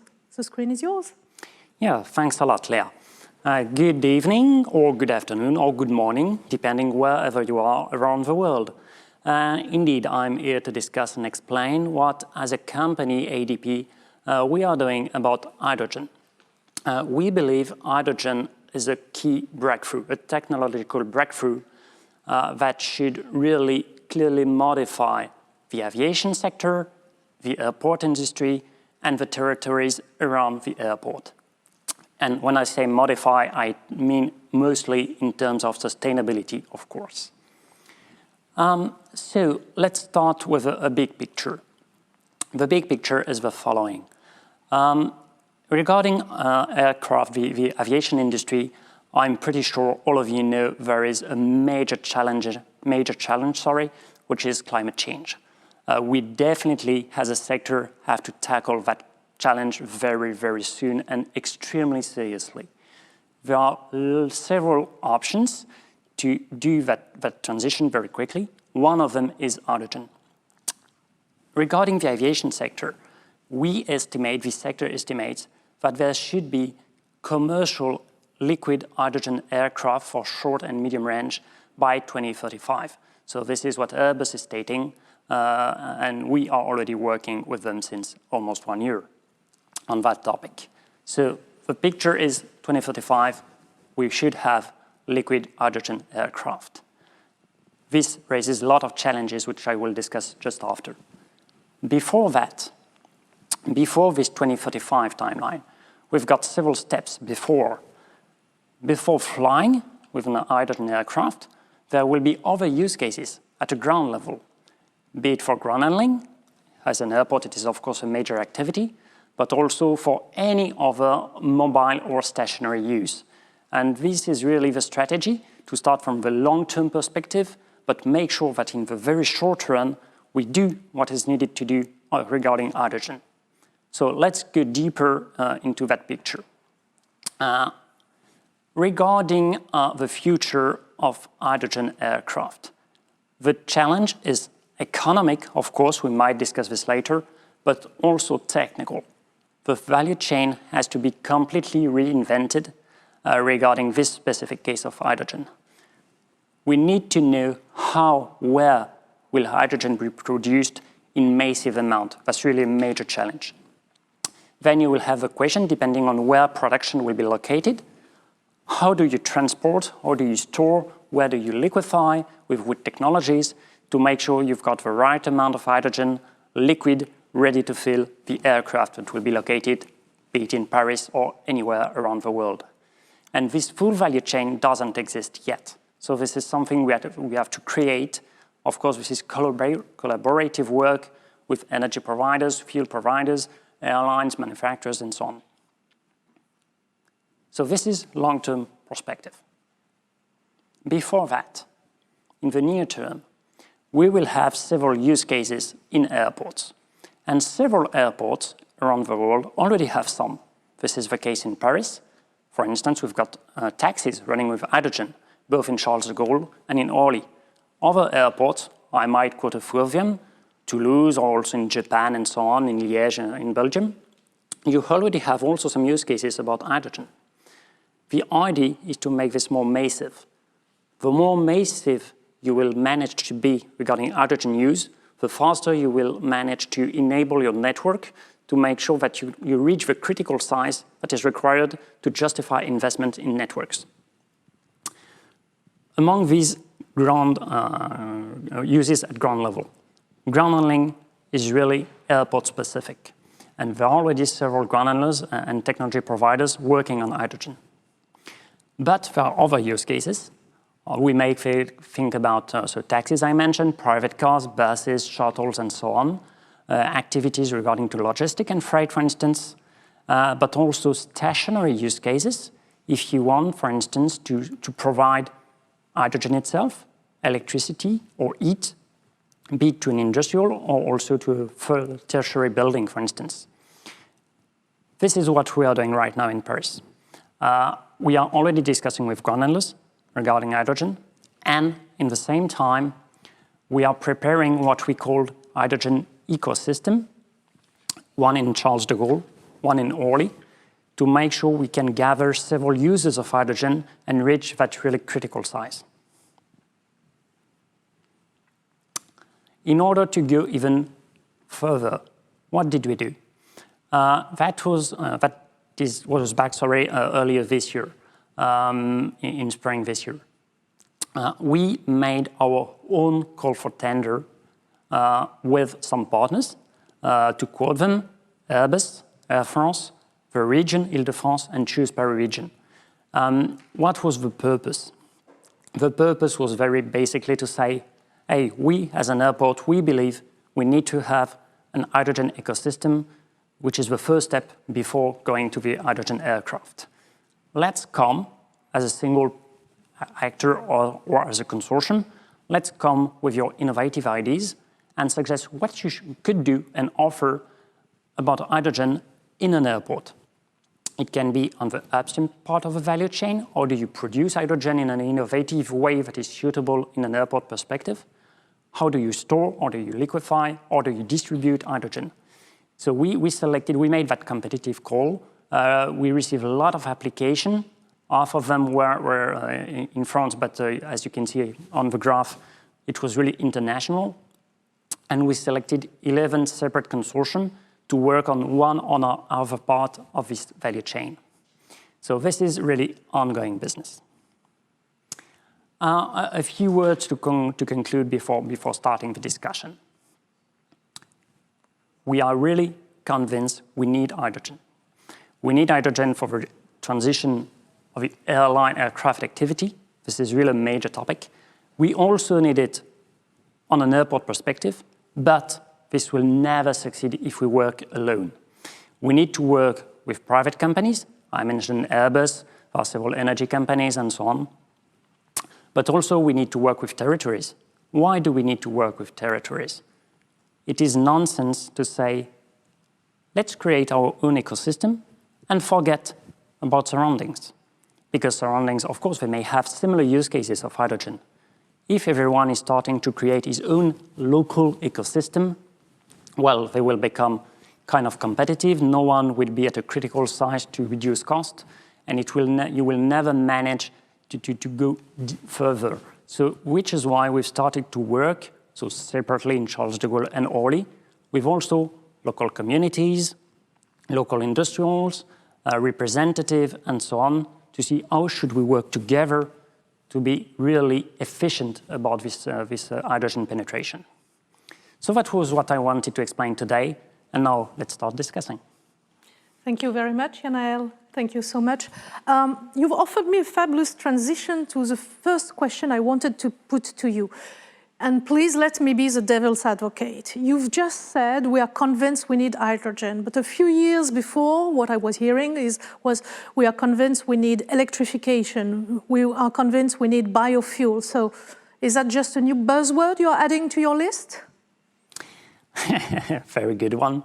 Definitely not. It's not a buzzword. And I'm really pretty convinced about that. Why? Let's just focus to begin with the airport itself and forget about the aircraft industry. If we just consider the airport, in an airport, we've got several needs for energy. We might say, okay, with new technologies, most our energy needs could be covered with electricity. This is one option. It's quite feasible. We know we can electrify, and we know we can either produce or purchase electricity. These days it's a very high cost, but that's another topic. but yes, we could do that. The problem is that we will then rely on one single energy vector, and this raises a really operational challenge. It will make us invest more and more and more, be more dependent on any problem and less reliable. And we are really convinced we need to find the good energy solution for the good use cases. In some cases, it is electricity indeed. In other cases, biomethane, for instance, or biofuels could be better suited. And in other cases, that should be hydrogen. So what we want to develop is to find the right balance between the various energy vectors. We will never say, let's go on one single and that's good. No, it won't work. Fair enough. One of the other things you've just said was we are convinced we cannot succeed alone, we need partnering, etc. That's fantastic, I'm all for it. So can you tell me more about how you're convincing the airlines? Because the certification of hydrogen aircraft, it's not that close. Still a lot of work to do indeed. There are several kinds of partnership. Let's start with the easiest side. The easiest side is to communicate, explain, and make sure a lot of people are working on the topic. What I mean there, I've spent several hours and days discussing with other airports, for instance, in Europe, but also just in Canada 2 days ago, for instance. Why do we do this? Because obviously, if you've got 5 airports in the world that can welcome a liquid hydrogen aircraft, no airline will ever purchase the aircraft, of course. So we need to make some collaborative work so that all airports are on the same page and ready to welcome hydrogen aircraft at the same day, more or less. Okay. So this is discussing with other airports, and of course we rely on ACI, for instance, or ACI Europe or World to do so. Regarding partnership, we'll be working with industrial. We've got a memorandum of understanding, for instance, with Airbus and Air Liquide, working on several topics. One of them being how to estimate the hydrogen volumes that will be required in the long run. That's, of course, a major entry data. Others will be to determine what will happen in reality in terms of operation, what will be the constraints. I mean, if a hydrogen aircraft has not the same shape as a conventional aircraft, this will have major implication for an airport. Just remember A380. That was exactly the case. That had major consequences for us as an airport. And of course, we want to anticipate a lot. And this is bilateral exchange, so that, for instance, Airbus can tell us what their constraints are, and reversely, what our constraints as an airport operator are, so that the design of that future aircraft matches all constraints. This is, I think, a good example. And another one will be regarding the upstream part of the value chain. If we were to produce hydrogen aircraft with aircraft flying with gray hydrogen, so this is hydrogen produced from fossil fuels, there is no interest at all. In terms, maybe economy could be sound, but in terms of climate performance, there is no benefit at all. So, of course, we need to rely on sustainable hydrogen, green, maybe blue, hydrogen. And to do so, we need to work with various energy providers so that this value chain is created. So, in order to create, you're putting forward the notion of value chain, but then what are the costs for you? Because what you're telling us is not only about buying or procuring a new type of fuel, it's about modifying fundamentally your infrastructure. And at the very beginning, you've told us that your time frame is 2035. That is tomorrow in terms of modifying infrastructure. That is very ambitious. At a time where airports have been struck financially so hardly by the C word, the COVID, how will you get the fundings? What are the costs? You're definitely right. Let's take another scenario. You know that to be at the good level to fight climate change, another critical solution is sustainable aviation fuel. We also need them, of course, and even sooner than hydrogen, and maybe in a larger quantities. From an airport perspective, it is definitely much easier. Sustainable aviation fuel you can blend with kerosene. So for us, there is no major change in infrastructure. Hydrogen is definitely a different topic. Of course, we won't blend hydrogen and kerosene. I will never try. Personally, I will never try. So this means we have to invest in new infrastructure to be able to distribute hydrogen and to make refueling up to the aircraft. And this is something we need to anticipate at least 10 and probably 15 years before, which is why we are already working on it. But this is massive investment that will be justified if the levelized cost of hydrogen, so if the total cost of hydrogen remains competitive. So which means producing a new generation of aircraft, this is a lot of research and development, the cost of aircraft itself, the cost of infrastructure for us, and then of course the cost of hydrogen. Thank you so much. You're speaking a lot about Airbus, but what about Boeing? Are they going on the same path as Airbus or not? That's a good question. Of course, we mentioned Airbus, we regularly work with them. They are French, we are French, makes things easier. However, should it be Boeing, working a lot of hydrogen, I'm pretty sure we would be working a lot with Boeing as well. Today, their strategy is slightly different. They are not yet officially working and discussing about hydrogen as much as Airbus can do, which is why we made partnership, this memorandum of understanding with Airbus. There are other technology providers working on hydrogen, smaller companies.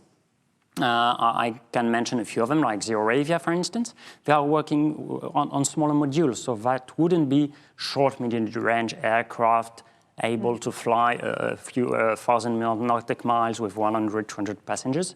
That should be for smaller modules, but this is also on the table.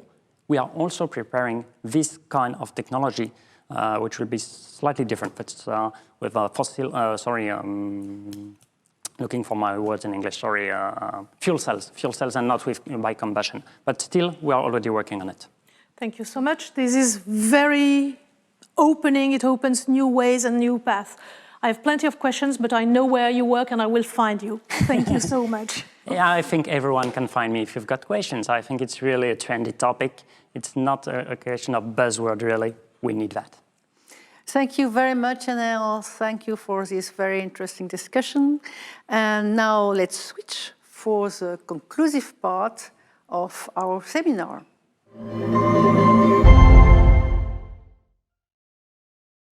And now may I suggest that we go back to Max. Max has some academic perspective to provide to us as concluding remarks.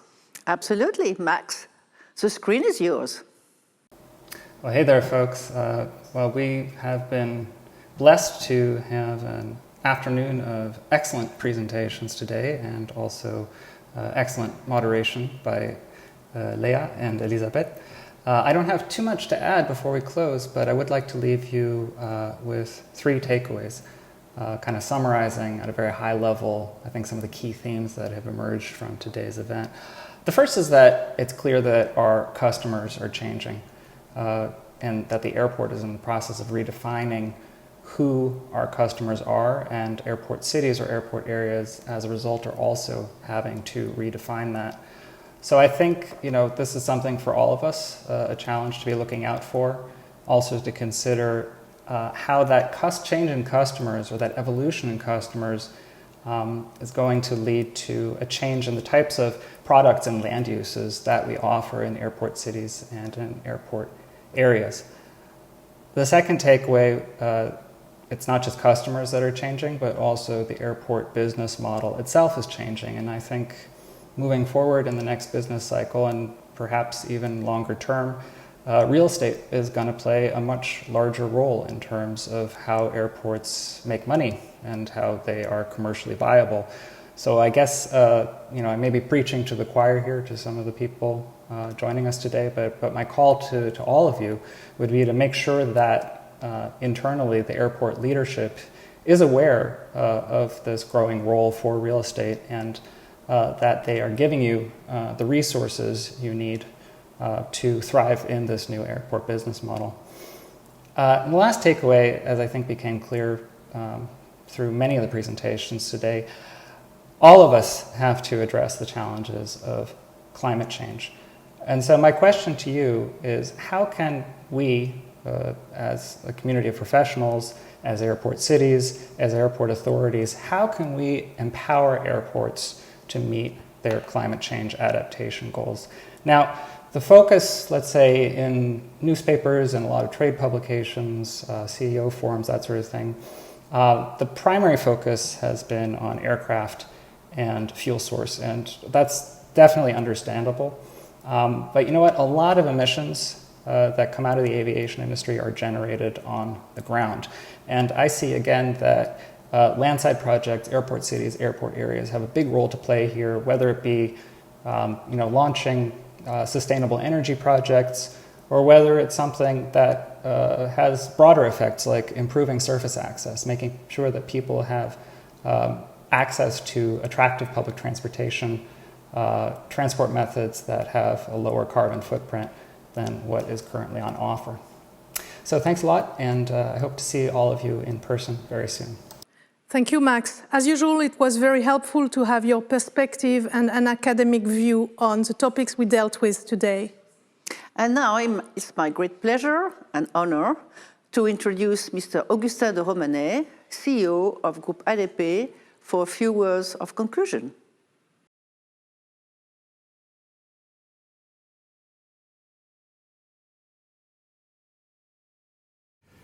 Dear colleagues, I'm delighted to be here as CEO of Groupe ADP to close this new edition of the Sustainable Airport Areas International Seminar. The theme of this seminar was resilience. I think the topic is particularly relevant in these challenging times. The first area of resilience, for sure, is that of traffic. However, this is probably not the one we have to worry most about. We know that the people miss traveling, and I'm certain that the tourism traffic will return in the coming years, even though the growth dynamics will be forever changed, especially in Europe. The second area of resilience, which you have discussed today, is the issue of territorial integration. The places and people around Paris airports used to be dependent on our airport's activity, especially when it came to jobs. Obviously, the crisis has put an end to this era, and local economies will increasingly be looking for diversification. We need to reinvent our entire relationship with our neighbors and find new ways to be essential to future transitions. This requires working hand in hand with the territories and neighboring communities and helping them to build a new model for territorial development, more diversified and sustainable, in which the airport can continue to play a leading role as a driver of the industrial transformation. This leads me to the third area of resilience. The airport itself will need to adjust to the new post-COVID world. For Groupe ADP, tomorrow's airport will be based on intermodality and decarbonated energy mix. I believe this is an opportunity. This means our airports can lead the transformation of the transport and energy landscape on a regional scale. By driving this change, we can combine growth for our activity on our territories and be exemplary social actors. We can help the local workforce adapt to tomorrow's issues while improving the quality of life in the airport areas. This is a difficult yet exciting time for us. We need to be responsible, and being responsible means to be at the forefront of our industry, while also anticipating the challenges of tomorrow. Although this digital edition was a great success, I was told, I hope the next edition of the Sustainable Airport Areas International Seminar will take place for sure in person, and that we can all be reunited soon. Thanks for everybody for your attention, and see you soon, I hope. Bye-bye.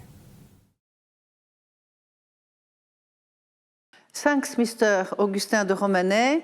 And after these very optimistic words, it's my pleasure to introduce Mrs. Rita Vishranen, Mayor of Vantaa, who has a very special message for us. First, let me thank you all for organizing such an interesting seminar with outstanding panels and speakers that surely puts a lot of pressure to us for the next edition of SAAIS seminar. We fully support the innovative concept of Sustainable Airport Area, initiated by Paris CDG Alliance, and like to show and share with all of its stakeholders the wonders of Helsinki-Vantaa Airport and the airport city Aviapolis, all that we have achieved to be more resilient, more competitive, and the most sustainable airport area. We wish and hope wholehearted that the future will be corona-free, and we are able to gather in Vantaa next year, the most international and fastest growing city in Finland, which offers excellent business opportunities and quality of life, as Finland has been named the happiest country in the world for the 4th year running in the annual World Happiness Report. I'm honored and happy to welcome you all to Vantaa. Welcome. After this very exciting presentation and sharing of experiences, time has come to officially close the seminar. I hope you enjoyed attending it as much as Lea and I enjoyed moderating it. We would like to express our warmest thanks to our amazing speakers and to the attendees from all over the world. We would like also to express our thanks to Paris CDG Alliance, especially to Karine Ratineau and her staff, and for organizing the event, and to TISIT for helping us with all the technical stuff. It's difficult to organize a digital event. Thanks also to Groupe ADP for sponsoring the event. We look forward to seeing you to the 2022 edition, hopefully live in Vantaa. And with that, bye-bye. Well, Elizabeth, I'm sorry, I need to interrupt you. I don't want to allow you to close the seminar just yet, because you said at the beginning that it was the 10th edition, a very special edition online. It is. And you've been there from the beginning, when it was still called... I'm the mummy. Yes, you were Not the called... mummy, but the mummy. Well, it depends on what you wear on what day. But some people used to call you the upstart mom. Now you are the SAA mom, the SAA mother, and mothers have a mother who has a lot of friends and relatives throughout the world. So they have asked me if it was possible to celebrate it with you today, and they have all joined with a token of appreciation for the work you have been doing for them, with them, all through the last 10 years. Oh my gosh. And they all wanted to be there. You could see some of them praying for flights to return. And they all joined when I sent a message, can I say it's on your behalf? They all said, yeah. So it's for you on behalf of everybody. Much. So I give you that in exchange? She gets the food, I get the knowledge. Oh, thank you. Thank you so much. May I open it? Oh, yes, of course. Oh, yeah. Wow. Ah! You know what it is. Chocolate. You know how I know you are addicted. How to get my trust. Some of us are flight addicts, some others are chocolate addicts. And some are both. Some are both. Yeah, these are the best. So thank you so much, my friends. It was a pleasure moderating and organizing all these Sustainable Airport Areas international seminars all these years. And I look forward to seeing you all in 2022. And live, hopefully. In real life, absolutely. Thank you all. Thank you. Goodbye to all. Thank you.